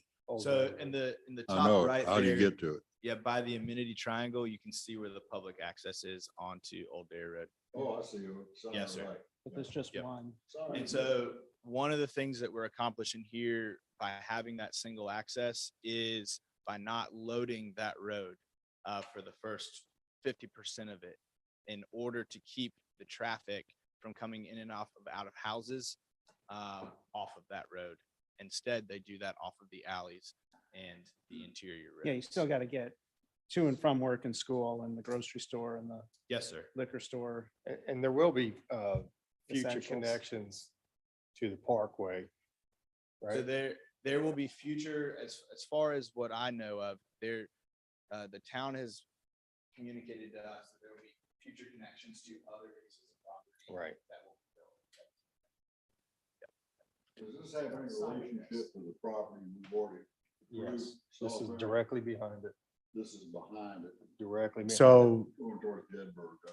the Lifestyles Communities apartment complex that you guys reviewed a couple months ago now, that you were concerned with the number of access points that they had to North Maple Street. Their future northern connection will be their future southern connection. That's correct. So, and that's why part of the reason why the Lifestyle Communities hasn't come back yet for their finals, because it's they're kind of waiting for these to come in, and then everything is supposed to match up at some point, so that those connections can be made between these two different. Why don't they just build a connection now? And then we wouldn't be having a discussion about is one way in and out. Because they're separate groups. Not my problem. I know. I'm just saying, I'm it's just, hard to approve 262 apartments or housing, which could be well over 500 vehicles. you asked the why, and that's the why. That's not a good- Two that's separate not a good groups. So I The can't real tell answer you, is do they need two ways in and out or not? And if they do, they need to provide. I don't care who owns the land or what phase things is, but we need a traffic person to provide some advice. To me, it's just like, it seems like a lot. I'm not a traffic person, but I look at it and say, that's kind of a lot of houses. Where's that? That's planning commission. yeah, That's so. not- It's so a in traffic impact process. Analysis has been done on the property as well. Those are typically, Planning commission's already. We fall into all of the requirements that the traffic impact analysis is calling out. That's road improvements and whatever else. But it has been studied. okay. Well, as And long as then- Tim's got it in the meeting notes, so I'm Yes, fine sir. with that. I'm And concerned about one way in and out, and we can leave it I at will that. tell you that we're also the engineer on the neighboring property as well. Mhm. So we are the ones coordinating with this property as well for the connection. Yes, sir. The one way in and out is a nice wide road. I mean, so, 4 lanes. 24 feet. Is it a boulevard? It is not 4 lanes to my knowledge, no ma'am. 2 lanes, 24 feet. So one in and out. One in, one out. Hey, Bob. We don't live there. All right, any other side comments? It's conceptual. Mhm. All right, moving on to the architecture. I guess we start with the amenity center and move on to the townhouse. Any, you want to start down here, Greg? I think it looks nice. I'm not really buying it's reminiscent 1700. So he will be here next month. Like if you say something like that, you gotta bring us some photos. Sure. To back that up. Sure. Because I like it, but to me it looks, like it's just like it could be any. Sure. Yes, sir. It'll look good. But let's just, the truth as much as we can. And maybe farmhouses look like this, maybe they didn't, but this is a nice look. Yes, sir. Well, so, sometimes in architecture school, we come up with a theory after the design. Yeah. So, it's true. But I think it fits that, the overall, what we've seen else going on in that area in Mhm. terms of the feel and it's upscale. And I think that you can have a lot of fun with it. It's just that. Anything on the That's any amenity center right there. townhouses? Townhouses are too big. We've got about 3 different concepts of townhouses here. This first one is one, which kind of like Gothic. or something.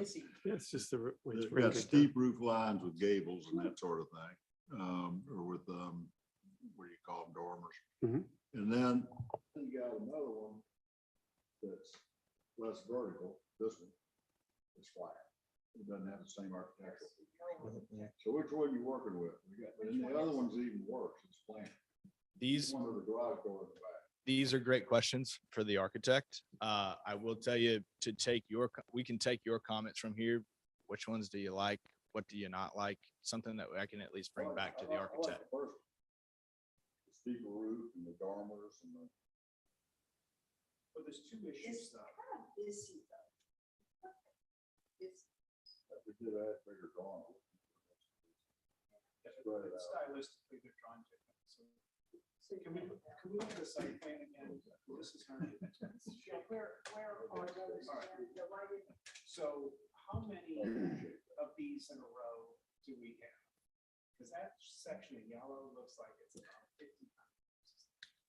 Yes, so there is separation in the townhomes. We're not gonna build a stick of 30 townhomes in a row. These 4, 5, or 6 units. So it usually somewhere around 6 in a stick.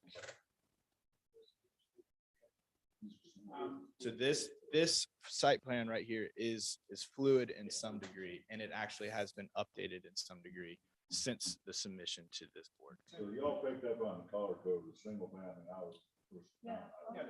Well, it says townhouses on it. It's very townhouses on the plan. Very single family. It says townhouse on the thing. Can you guys see the cursor here? Everything that you see in that yellow, yes, sir, is So townhomes. this would be one building on this block. This stretch here would be 4 separate buildings, the way the way I'm reading it off the screen. So there would be 4 buildings, of varying lengths on this stretch here where my cursor is right now. Do you remember last meeting, the meeting before, I think we rejected or approved with comments that one of the buildings had too many. Which project was that? That was the, Trolley. yeah, off trolley. I can't remember. We said it was too many.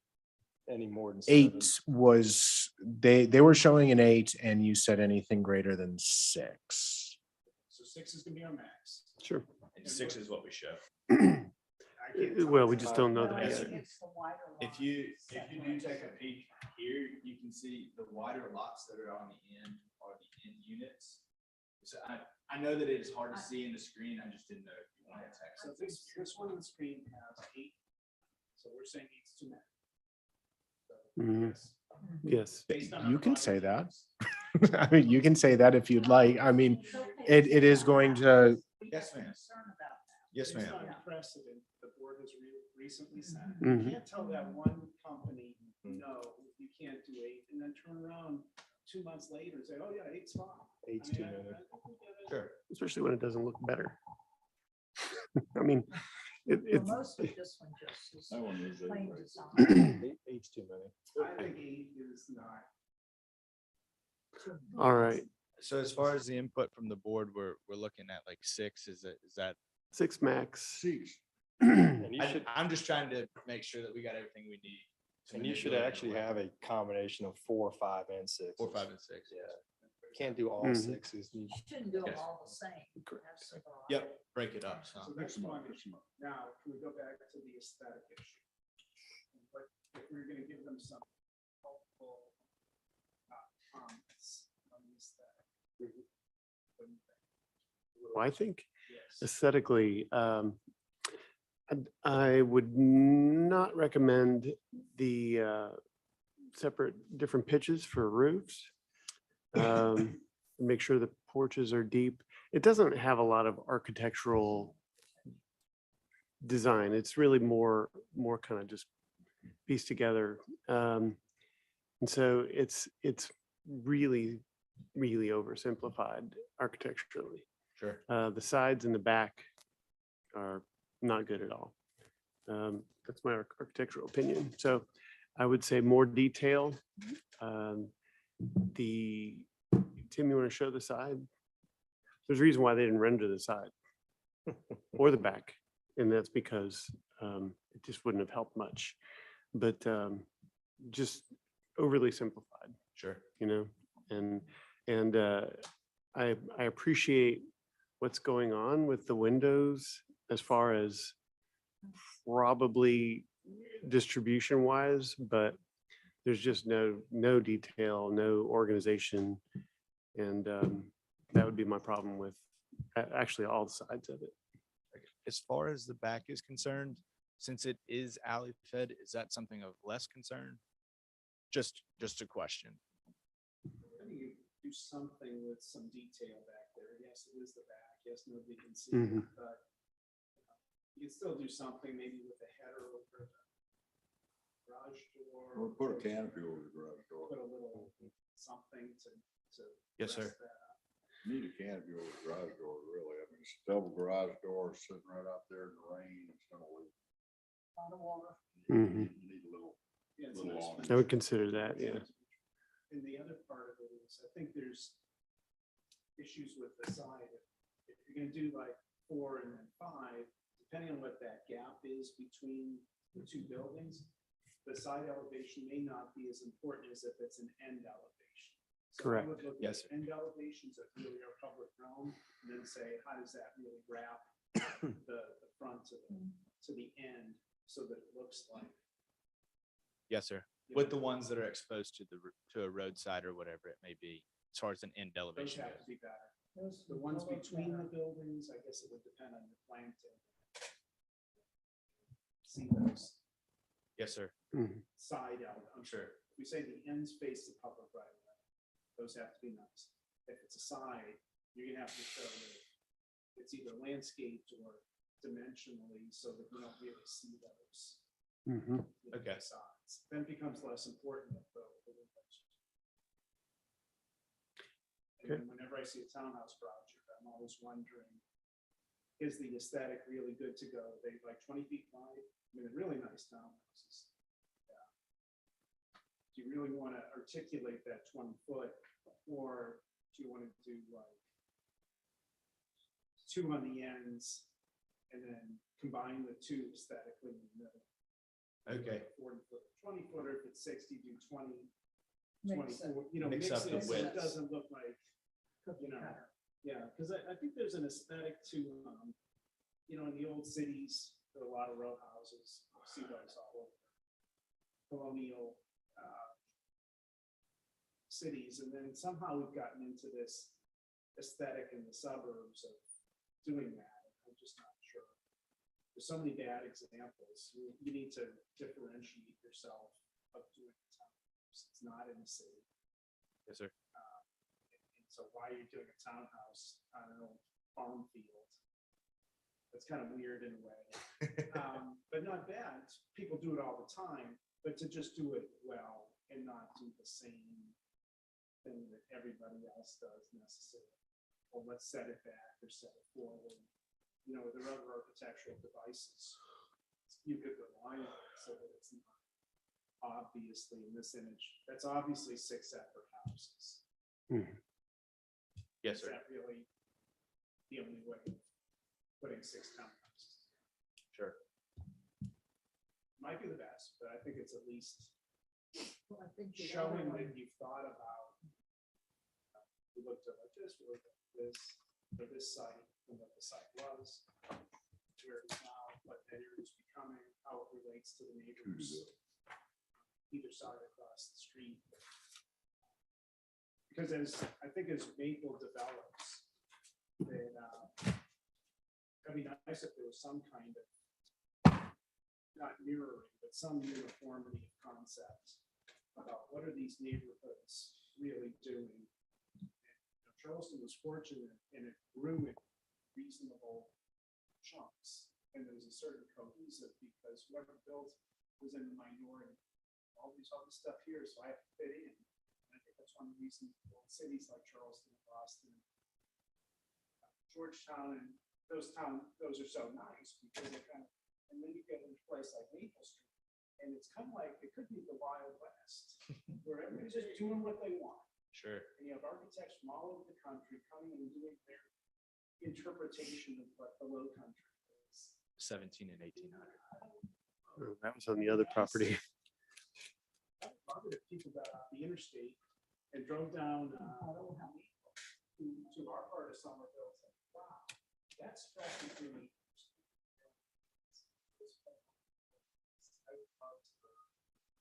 And I see some of these projects on the field, but there isn't that just sort of sense of, what was say, here's a what's happening.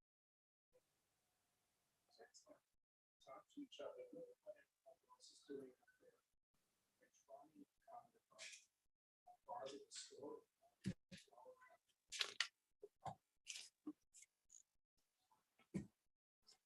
Okay. Yes, sir. So any other architectural comments? No. No. This is our 8th project that we've looked at today, and we've had one architect. That's getting a little old. However, that's not your fault.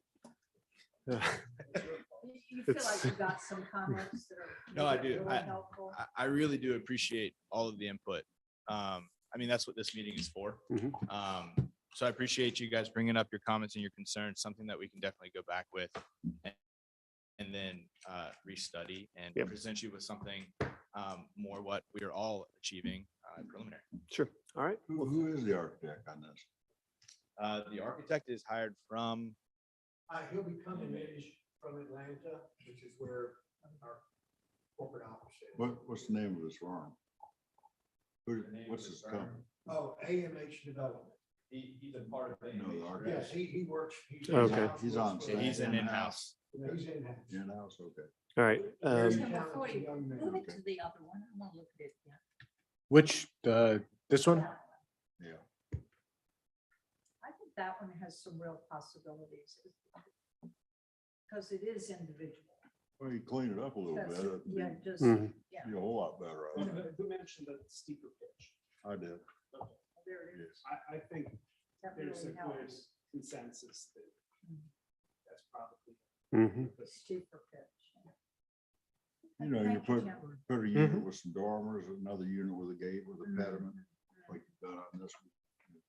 Much more I think it interesting. just shows better thought, I think. Sure. Okay. Yeah. All right. Well, thank you. I appreciate it. Thank y'all.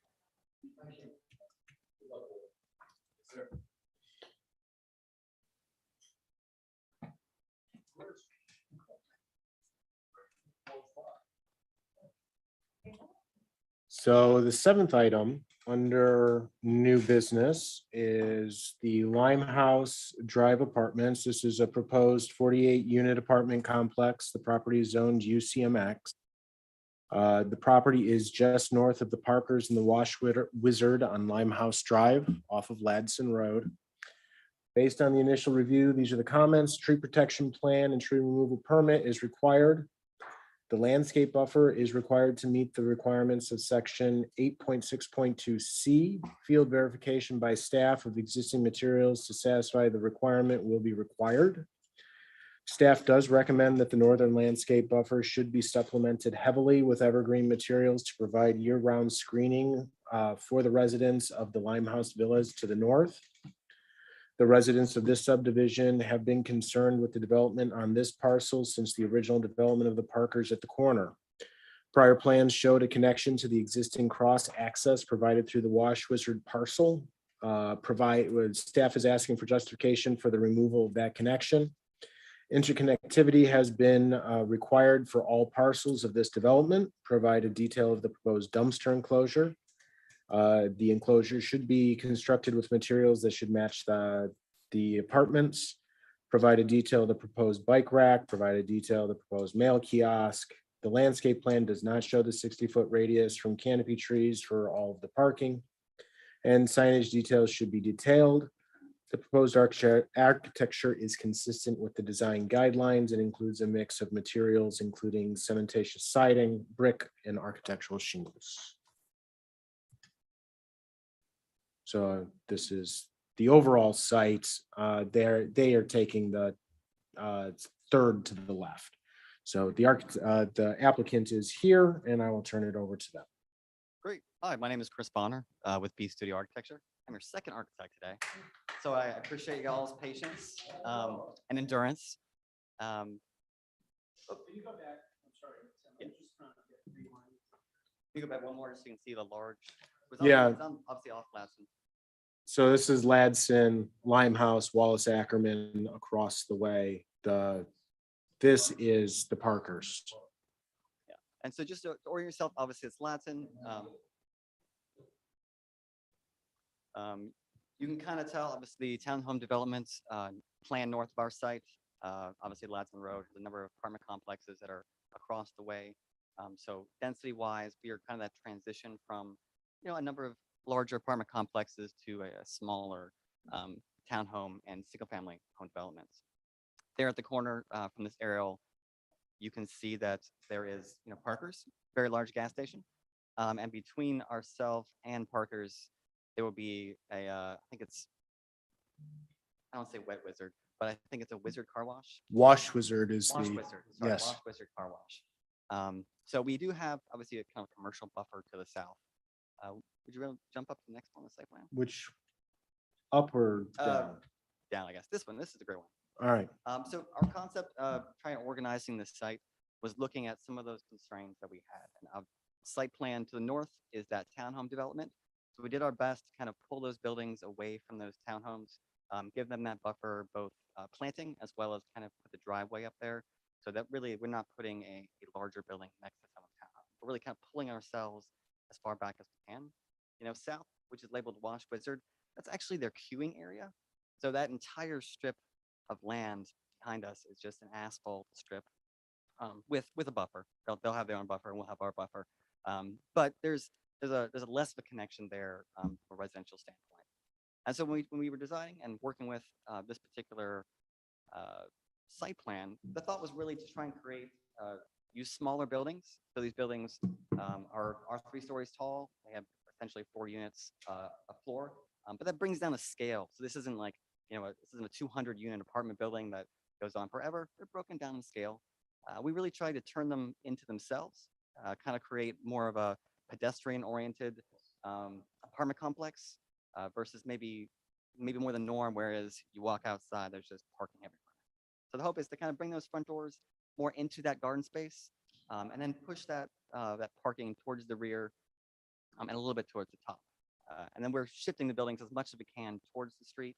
I know that's a lot of what the UX guidelines is really thinking about, kind of bringing those buildings to the street to have more of a frontage versus that parking right at the street. So plan-wise, that's generally what we're trying to do. The big circles are trees, obviously, but the bigger there are some decent-sized trees on the property. Most of them are pine trees. We have a couple oaks in the 12 to 14 range. Nothing exceptionally grand, but we certainly want to try and maintain as many as we can, not only just for the greenery of them, but also really maintain that buffer. And so on the left-hand side, our next property is single-family homes, and then to the north, that property is townhomes. And I believe that particular property line, there's only about 4 to 8 townhomes. The rest are kind of pushed up north, so it's not like a huge line of them. But of course, we want to be as differential to them as we can. Go to the next slide. Obviously, we have some civil slides, which maybe aren't quite exciting, but just talks about where some of our rainwater and stormwater retention. We're creating some areas in the front that'll be depressed areas to catch water, but they'll be highly landscaped. So it's not just necessarily a pond up there. It's really kind of a dry catch. So it'll be well planted, and in the event of a large rainstorm, some water will flow in there, as well as the back. The majority of the water will be kind of headed towards the rear of the property into larger catchment basins. We can continue forward. Obviously, we haven't finalized our landscape plan. I think some of the comments talk about really focusing on that buffer to the property of the north. And so currently, we're really kind of looking at the buffer on the main street, and then looking also as well as how to landscape that kind of interior courtyard in the area between the buildings to kind of give it a more urban kind of lush feel as the buildings are relatively close together. Go to the next one. Oh, actually, one more. Can we go back one more? This one also really, that one's good. Sorry. Really kind of shows what we're connected to south of us. So there was obviously comments, why we're not really having a lot of connection to the adjacent property. And a part of that happens to be just that Wash Wizard didn't leave us much connection. And the only connection they did was essentially kind of their entrance that is really close to the street. So in our hope to create a more pedestrian-oriented apartment complex, the only connection they gave us was right at the front. So if you look at the plan, kind of far to the right of their long driveway, that was the only ability for us to connect to the adjoining lot. Excuse me. And so when we tried to figure out parking, save trees, and really kind of get those apartment buildings together in that more pedestrian-oriented view, we didn't have a lot of options to connect south. And obviously connecting north is that townhome development where we have no desire to really kind of impede on their personal space, private space.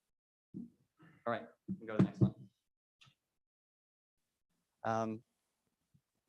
We can go to the pictures. Pictures sounds good.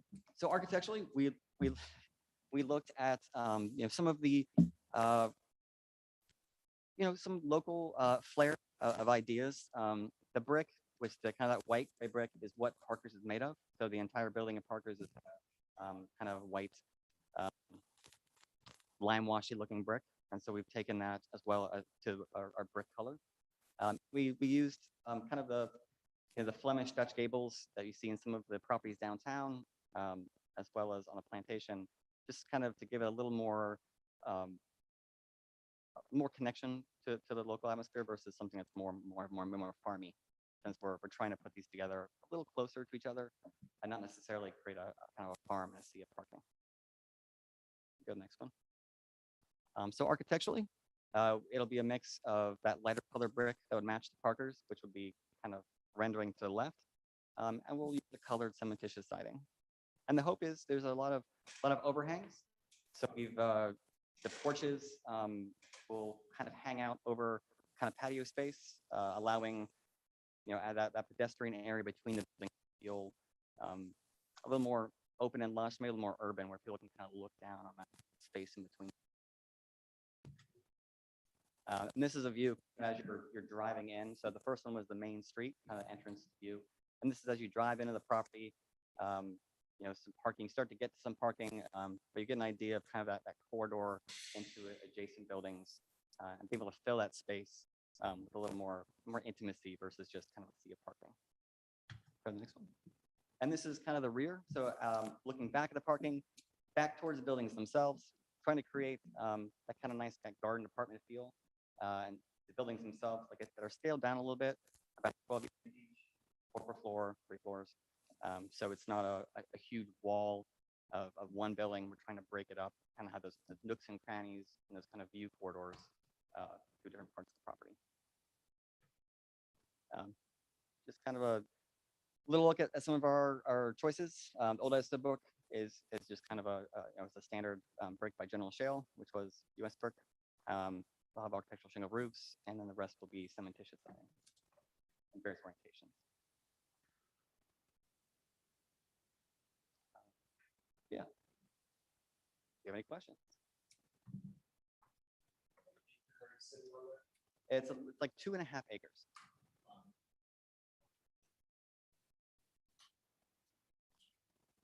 And so obviously the zoning, that max zoning is actually for a lot of density. So we're not necessarily taking it all up.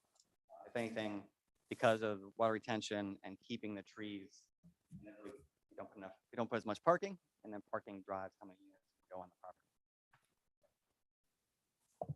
I have a question, not a concern necessarily, but I think the buildings look very nice grouped together, but why do you put the parking all away from the buildings and not mingle it?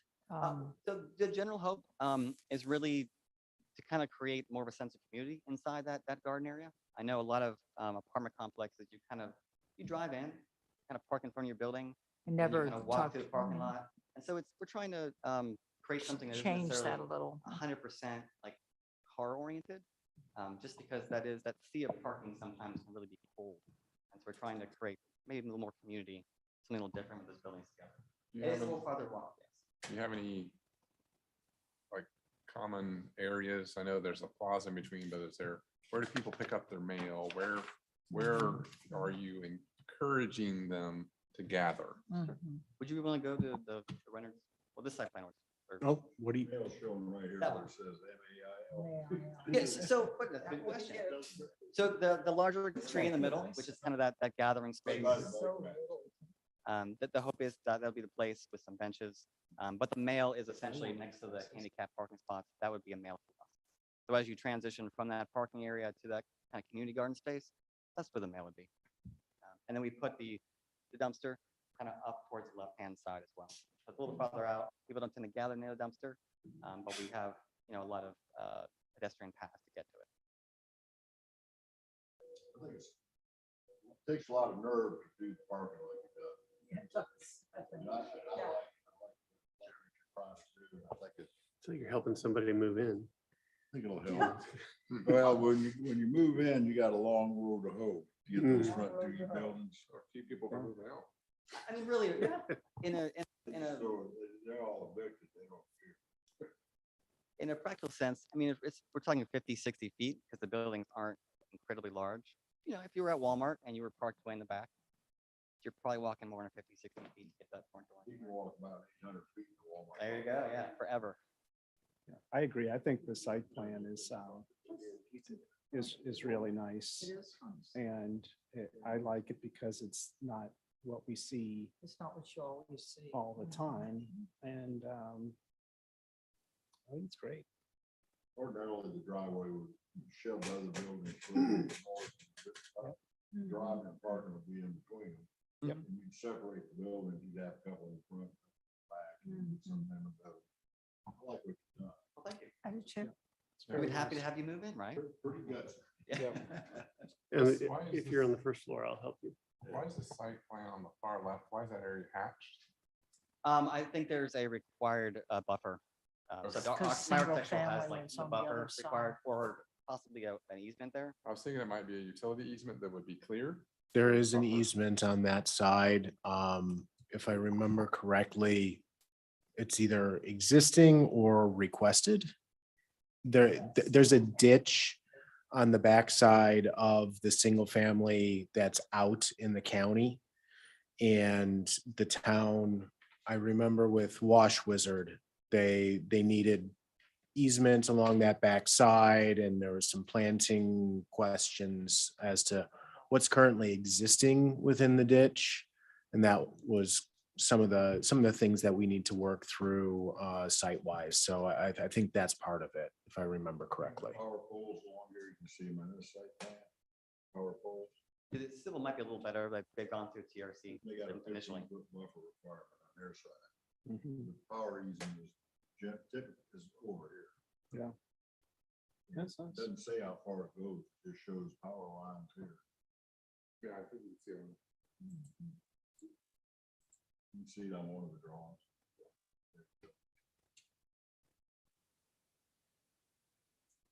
So buffers and drainage easements can overlap.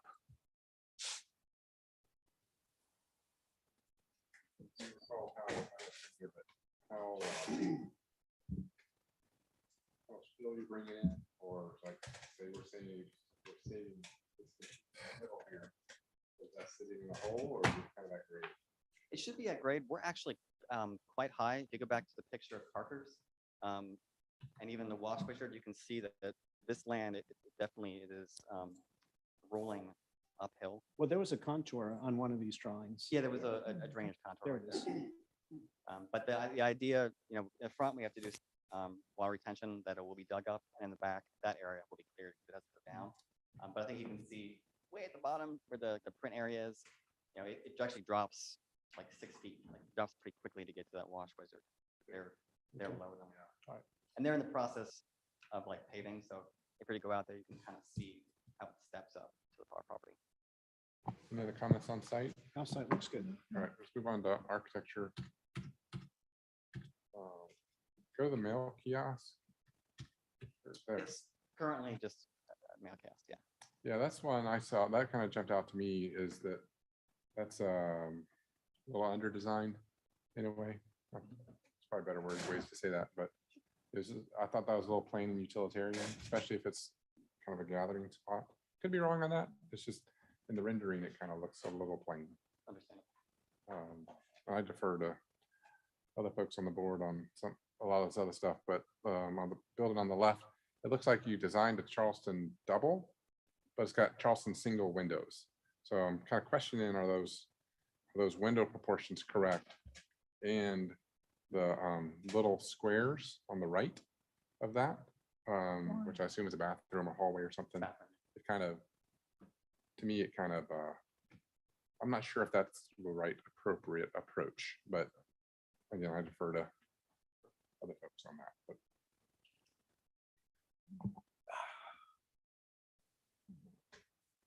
Chris, go ahead. Then I won't have to say as much.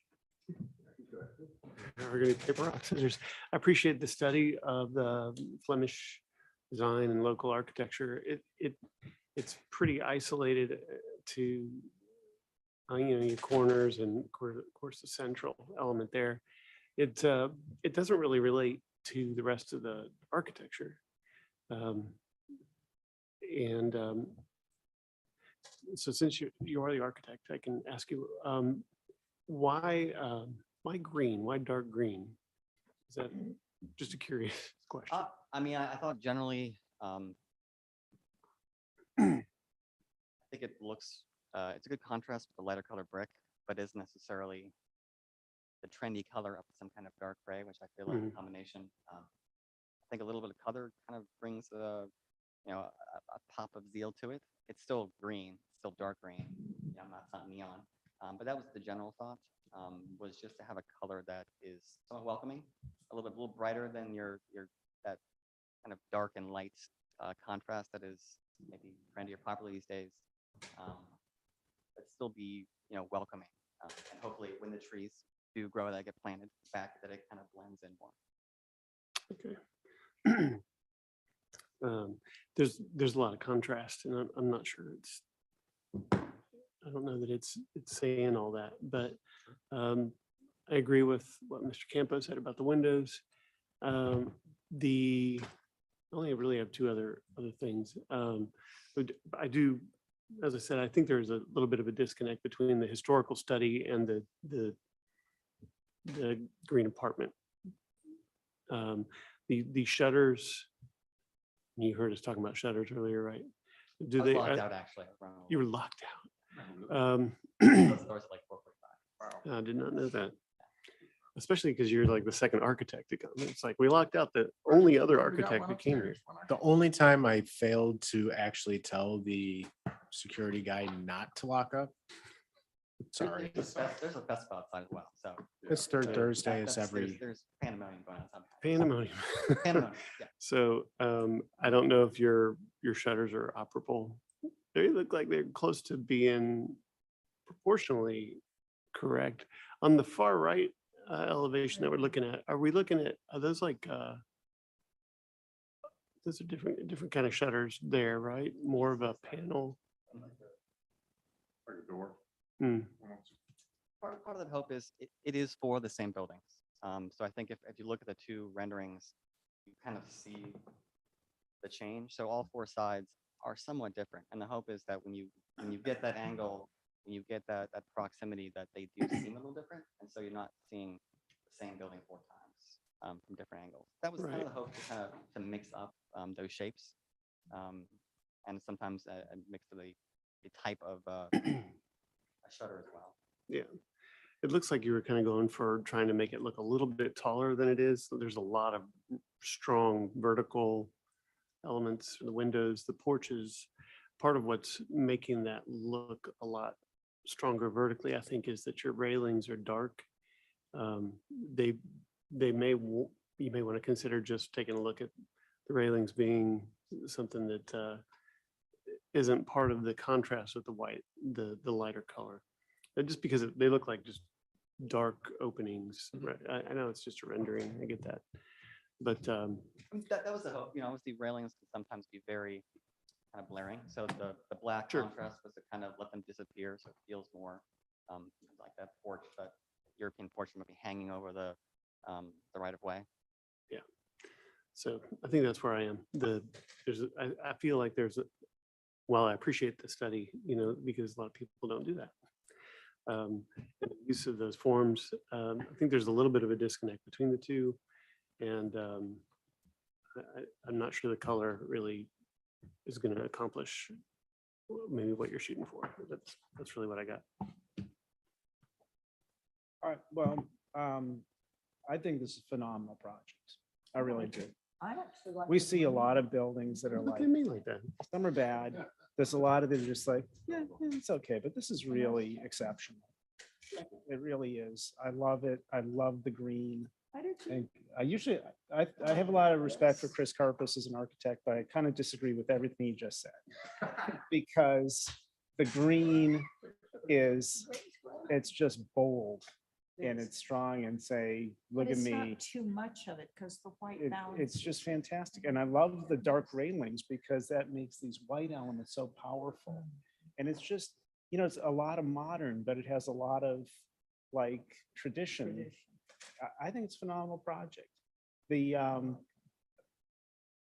couple things that I'm skeptical about. One is you have picked the most beautiful plants that Photoshop ever has created. And I hope you can get something like that. It looks like there's a fence along this thing. I hope you can get that. You have these huge overhanging porches with no column below. I hope you can get that because it's really nice. But, and the single shutter is fantastic. That is really, really nice. I love it. Some of the ideas, obviously, you know, pink muhly grass, you know, why is it really that pink? No, okay, I understand. The fencing will actually be required. I didn't mention this, but there is some state housing funds for this project. So they require things like fencing around any kind of depression for water retention. So there will be fencing there. Good. My only other question, when I looked at this, I'm like, you know, I love the green, I love the white, I love the power. I'm not sure that that Flemish gable is really helping you. Well, that's the part I liked. Yeah. Yeah, I don't know. I thought that the hope when we looked at different studies without the Flemish gable, and you know, I think I've at least become more popular in various places these days, was that hope to get a little bit of a punch of something different. What's different? It is different. You know, if we were to put just a standard shed there or gable end, this isn't quite. It looks, I think, more plain. And the hope is really to make the project look nice. Yeah, and again, I think, you know, you're the architect. You've got to say, this is it. This is a really important element. When I look at it, I love everything except I don't love that piece. But, you know, it's your building, it's your design. I think it's great. Inevitably, we need your approval. Oh, yeah. I mean, that's just a comment. Oh, yeah, it is. To me, it's high, but We've seen landscape. I love the project. I love the site plan. looked I love the okay. parking in the back. The drawings you provided are beautiful. It's just a great project. Thank you. I'm gonna bring you back down a little bit. Okay, I'm here. I've known Carpus a lot longer than I've known you, Greg. I'm kidding. I appreciate I'm kidding. I'm kidding. I like a lot of it. To me, it's like and maybe it's as simple as the color of the brick. I don't know if Parker's is like necessarily the precedent that it needs to be, because if it's historic, Parker's brick color is not historic at all. So when I see the looks pictures of, historic. I think it was Middleton, that darker brick is generally what we have liked more of. And just in the last couple of years, we were saying yes to whiter brick. We made a mistake saying yes the first time. Yeah. Yeah, now it's like Now it's unraveling. everywhere. So Certainly, we're not painting the brick. I want to make sure it's like Yeah. it real, comes that it's the color. brick. Tim, could that you go to color. the I like other it. rendering? Or yeah, the last one, go back one. See, that building to me is the building on the right. It's something doesn't look right to me, and I'm not an architect, but to me, the building on the right particularly is, all right, is it a brick building or is it a, I'll call it hardy building, or is it a lap siding building? And it's like the brick section on the right should be just the wall with the windows, and maybe the rest of it needs to be hardy. I don't know, but it's like two different building styles blended, and something just looks off. Again, I'm not saying I'll say no, or not Just kind of invalidating what strikes you they've that said, way, but it huh? just something just seems off. I love the overhang of the porches. I agree with that's a great European look, but particularly the building on the right, I think you could have just that end of the building, and the rest be all the green. So you think the return dimension is too long on the Correct. second and third The floor? return should just be a couple of feet instead of 10 or 12, or whatever it is. Don't have to brick on the bottom section. Just have to turn. Maybe. Mhm, one or the other. I would just have a return, I like the return, but not have it on the first one. Beyond the Mhm. return. Yeah, you got to look at the backside and see what, See how that, what it See does what to that- it, how it yeah. plays in, Well, in the when- road. And because you typically have the brick base turning the corners, right? And generally speaking, Yeah. we have to have brick on at least the first 3 feet. So- because it's the math thing you have to do for the funding, right? Yeah. Well, their whole thing is it has to, unless it meets concrete, it has to be a brick. Okay, I think overall you got a successful with the project. yeah, sure. Absolutely.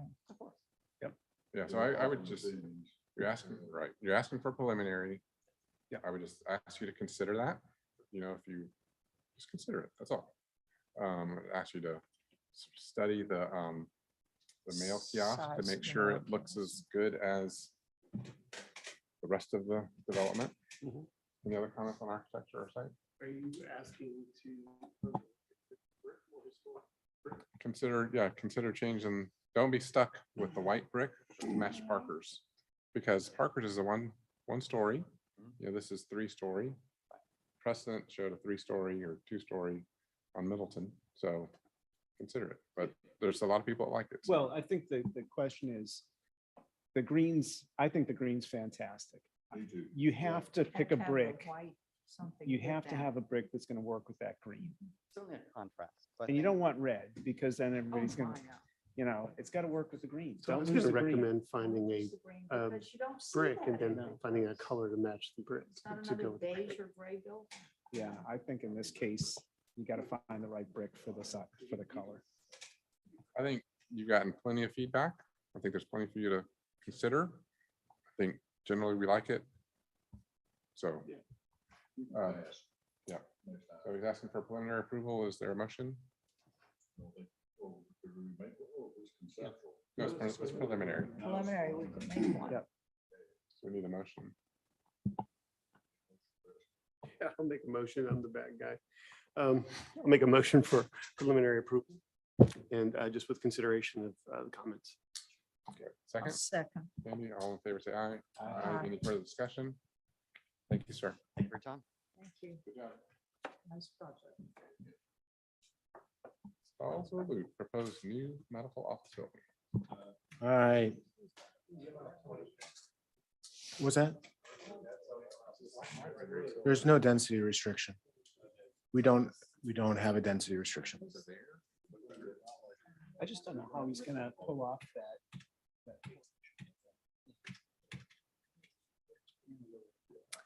All right, the eighth and final, last but not least, it's been a long day, sorry. Is proposed medical office building on Stallsville Loop. This property is to be annexed. Proposed zoning is GB General Business. And the applicant is requesting preliminary approval. Staff comments are as follows. Bicycle parking is required. A minimum of 3 bicycle parking spaces must be provided. The landscape buffer is required to meet the requirements of section 8.6.2C. A detail of the proposed bike rack is required as well. Utilization of the existing materials is subject to staff approval and will need to be field verified. The exterior finishes of the building include a mix of materials that are generally consistent with the requirements of the UDO. Materials include brick, cementatious siding, and a shingle roof. The sidewalk should be extended along Limehouse Road to the full width of the property. That's the site plan for you. There we go. Simple. Fantastic. Thank you. My name is John Powell. I am an architect. Check the box. With me is Mike Ray, who's our civil engineer, and Carly Allman, Carly Allman, who's with Cone Construction, representing the contractor. This project is on Stallsville Loop, which is between Old Trolley and Bacon's Bridge Road. If you know where that kind of cut through is, to give you some context, it's a more residential and feel kind of portion of town. I'm gonna steal your, do you mind jumping to the architecture and then I'll get No, Mike to talk about it. that's- So that's we probably can- easier. that's all we care what we're about. speaking to. Yes, but is that, as you, the site plan is silo Just to the north. Bylaws in Yes. The back of Bylaw. Back of Bylaw. Behind it. Yeah. Behind it, next to the church. You look at the back of it. Correct. Okay. Yep. Are you on the corner or? are you- Not on the corner, in the middle. So there's a corner, There is a um, corner parcel. but it's a mid-town, it's a mid-street. Correct. if That makes Yes. sense. Okay. So Yep. yes, Plan North is the back of the bylaw. And this is the other Limehouse Drive in town. Okay, so we know where we are. That's good. Okay, so I will try to keep this brief. I know everyone's tired. Just to go through the elevations, the elevation on the top is facing the Limehouse, right? Side street. Mhm. The elevation on the bottom is actually facing the parking lot, which is separated from Stallsville Loop by the building. I believe the next slide is, I'll talk through the renderings just to make sense. The elevation on top is facing the neighbor, and the elevation on bottom is actually facing Stallsville Loop, and that is sort of the back of the building facing the street in this site layout. If you click through the renderings, that may better explain the building. So you can see the side of the elevation facing the parking lot. That corner is actually the tenant space that will be occupied first. So there's an endodontist who is developing this as a 3-bay building. She plans on occupying that first portion. So we've kind of focused our attention on that first and foremost. The secondary and third bays would be individual entrances for other tenants in the development. If you click through it, I think it'll take us kind of around the building. So that's a closer view of that entrance on the corner. The overhead show kind of how those 3 bays are positioned, and you can see Stallsville Loop just in the corner above the roof there. We're just going to keep walking all the way around the building to the last tenant bay there, similar to the first corner we looked at. Overhead, Stallsville Loop to the Plan North. This is actually back on the corner. So Limehouse behind us, Stallsville Loop on the left, and the next slides will kind of give a view of the Stallsville Loop elevation as it turns the corner. So, in that previous slide, one more back, there's a sidewalk shown, and I believe that was one of the comments that was, we are going to need to add a sidewalk along Stallsville. Yeah, the That was one of the comment is for the sidewalk on Limehouse. It it's ends, on the other side. yeah, on Gotcha. at the driveway, I think is where it kind of terminates. We just need it brought all the way down to the edge. Gotcha. All right. I stand corrected. Let me turn it over to Mike Ray to talk about the civil, and then I will come back and I'd love to get your feedback. It's fun to follow behind the last presentation, so I'm curious what you have to say. My name is Mike Ray with HP Engineering. It's a relatively simple site, access off of Limehouse Drive. Small detention pond, very shallow. I'd say, I think it's 2.5 foot deep. On the left side, our only drainage outfall is at the intersection. There's 2 drain boxes at the intersection of Limehouse Drive and Stallsville Loop, so that's where that needs to go. Basically, we're elevating the site to get everything drained at that location. We have met with town arborists to look at the existing trees. There are several large trees that are damaged. Main ones along, there are two large ones along Stallsville Loop.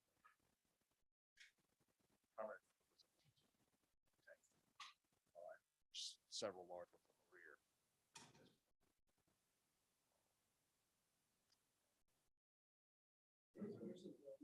Floor elevation relative to Stallsville Loop Road. Up, down, or the same? It's well, Should be 2 feet at least, I think. it's gonna Yeah. be a little, You have a contour map in here? Your finished floor is 77, 75, and then you got a storm inlet with the top box of 75, 36. So you're about 2 feet above that 2.5. storm inlet. essentially that the 27-inch live oak is in the middle. It's somewhat below Stallsville Loop. So basically, we've got to kind of raise that up to. The answer is probably about 2 foot above. What you're drawing, Charles. Yes, sir. And is your tree save, your tree fencing, which is on the plan, is that the true canopy of the tree? It's a 30-foot. It's radius. close. There is a, if you look, go back to the existing.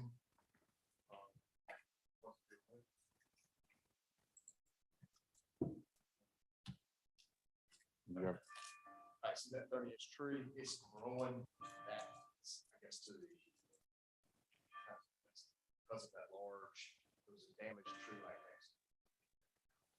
Gotcha. You have pictures of those trees? In this packet?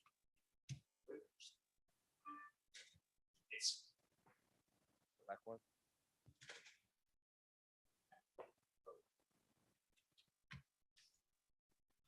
It's 3. That little house right there to the right of that house, that's the house that's coming down. To the right of the house is that, are those, one of them's the one that's kind of damaged, that's coming out. The other one's. And if you go back to the corner, go to the next. slide. That was- That tree right there. The darker one looks like a live oak closest to the street. Is staying.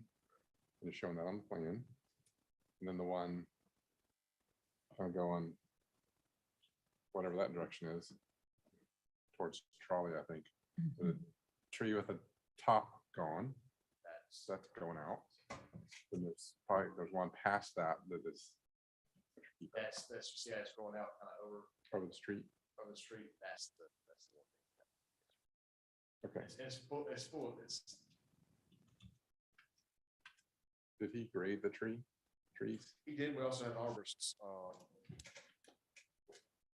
Remember what he graded? That is that 30-inch, or that 27 inches of D. The one on the corner or the one up?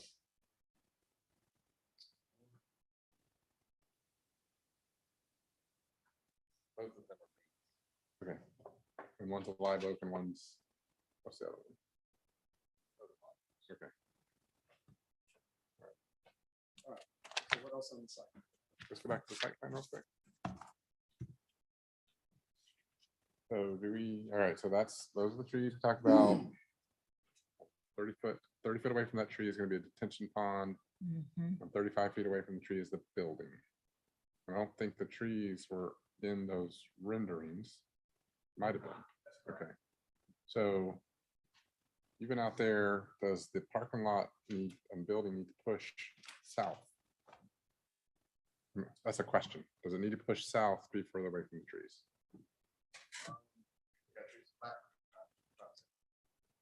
We're not cutting, we're not doing any kind of cutting. in front. Basically, that front wall of the building is going to be a crawl space, elevated, it's not crawl space, but elevated. Yeah. Yep. To try to.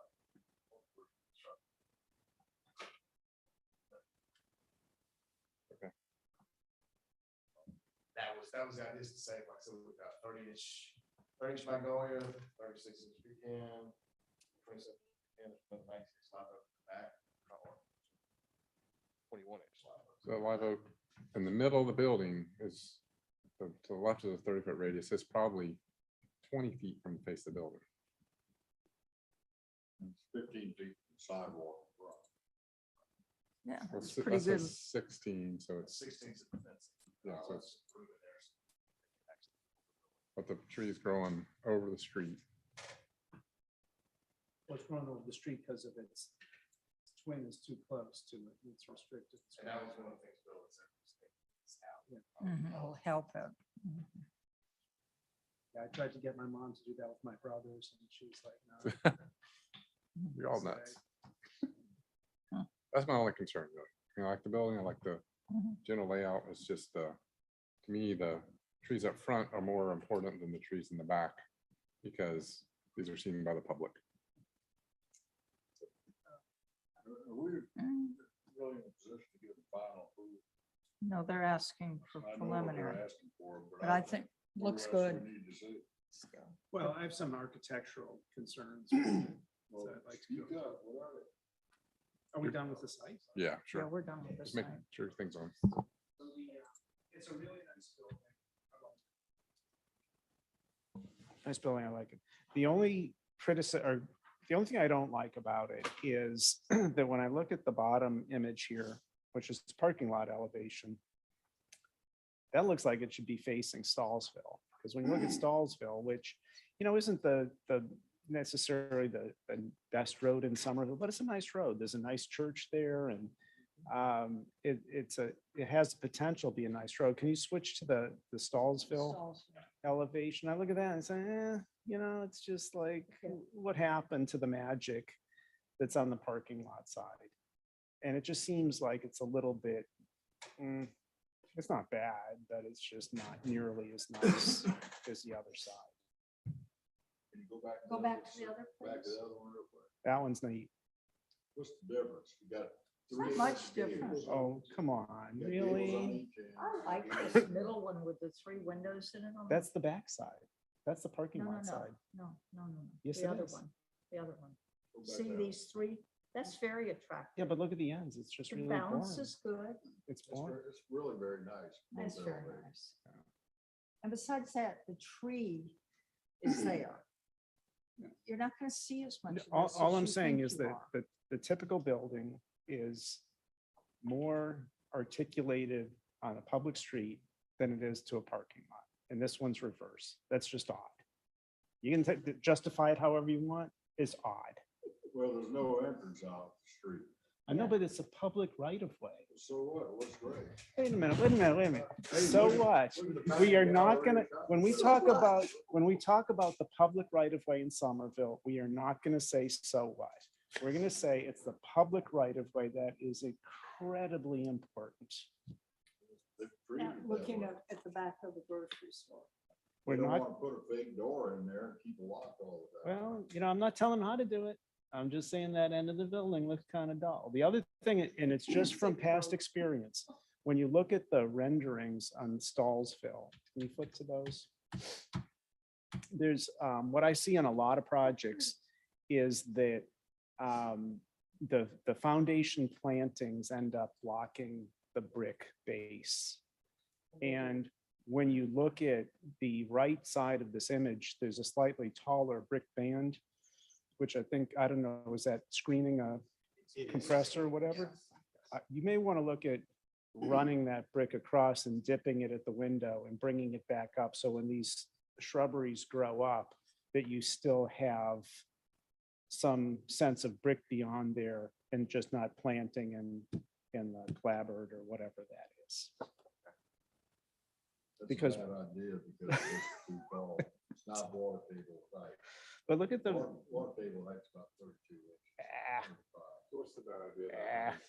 Raising the brick up higher and then stepping it. So to, Normally run away and say, but it's typical architecture. But this is a freestanding brick wall, right? No, It's a screen. No. front right, Screen front No, right. no, It that's, has nothing that's to the do with water. water table. That's the Below water. the table. windows. again, What he wants to do is bring brick, the water table up to that height. no, all I'm suggesting is that you're never gonna see that brick. You might see it for 1 year. As soon as those plants grow in, you're not gonna see it. You might as well not put it in. If you want to have that sense of brick, you gotta get something so that you see it above that shrub line. I'll make a confession. So that's a flat site in the rendering, Mhm. when in fact it's about a foot or 2 feet. These are the grading. That's, again, to avoid grading around those trees. You're gonna have a lot of. So slope going we're gonna on. gain a little bit of brick anyway, just as that stem Yeah. wall comes up All right. to grade. Well, Okay, so that's all I had. Looks good. Nice Your planting project. area will be sloping away from the building. Mhm. Anything else? Yeah, unfortunately. That's also Methodist Church. Yeah. Right down the corner. They're not tearing that down, are they? No, of course not. That's the. Make it turn on the church. That's a nice building. That's a nice building. And the It's Methodists, a little so quaint. it's You good. know, dog in Somerville will kill you if you tear that building down. I think it's a nice building. And Yeah, the dog in Somerville will kill you. I think that church makes that street. Exactly, and all, all I'm saying is, does that need to change at all? Just to look like it belongs on the street? I think it looks good. At first I was thinking there's too many arches on the windows. This doesn't have arches on the windows, but it has an arch in that gable. It's got the flat windows like you have on yours, with the one over the top. Maybe it's fine. I just want to bring it up. Yeah, I think they're compatible. That's a nice church. It's a nice street. It's gonna be much better. It'll help because right now the street has too many voids in it. Yeah. And this will It create does. that line. And especially if you could see the brick and the ends a little bit better, then it'll really do something. To your point, Bill, it's not that much different that they would bring to us at time based on our. Exactly. Yeah. Nope, not yet. Done talking. I haven't even started. But- First. I think that's the last one. He knows I have memory issues, so sites, not, I like it. I actually like the building. I agree with Greg in that having the nicer side face the parking lot and not the road, or be equally as nice, is a bit contradictory to what we typically would say. I would request that you consider putting some gables on the ends facing the road, similar to what you have on the parking lot side. To Greg's point, but he wasn't saying raise the brick up to that, all the way up to that height, because that would be getting dangerously close to like half. And we don't cut things in half typically, although the porch right in the middle on the parking lot side is cut in half. But it bothers me more in the two-dimensional elevation than the rendering. So I think it's good. It's just not a standard thing that I would go, you cut it in half. Great. I want hats off to the color of the building. It's not green. And but it could be. I think it looks really nice. I would consider doing something on the ends on the street side.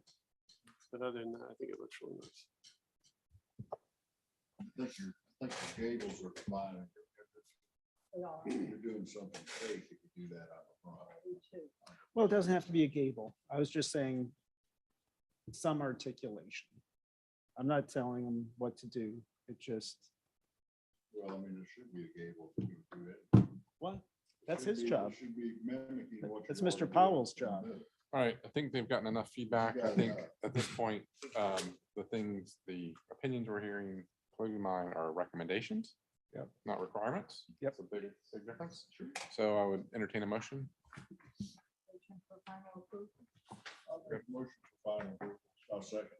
Okay, there's a motion for final approval, With comments. comments with considerations, I'd say. Mhm. There's a second by Bill. They're asking for preliminary, but. We're giving them final. So, We're done. any further discussion? And I like the street side. I would say this is the way projects I should think be it's presented. prettier. You know that. Especially when why you're we sitting through have- some of those. This is how projects should be presented. The renderings helped a lot, the perspectives and all that Helped stuff. a lot. So Mm. hands off to you. Yeah, it was good. And you come in with a good project. so Most of the Makes things it in so the much whole easier. thing, we had nothing to work with. Awful. Are we gonna vote? Call for the vote. All in favor, say aye. Aye. Any opposed? Thank you. Thank you. Appreciate it. Y'all have a great day. Good job.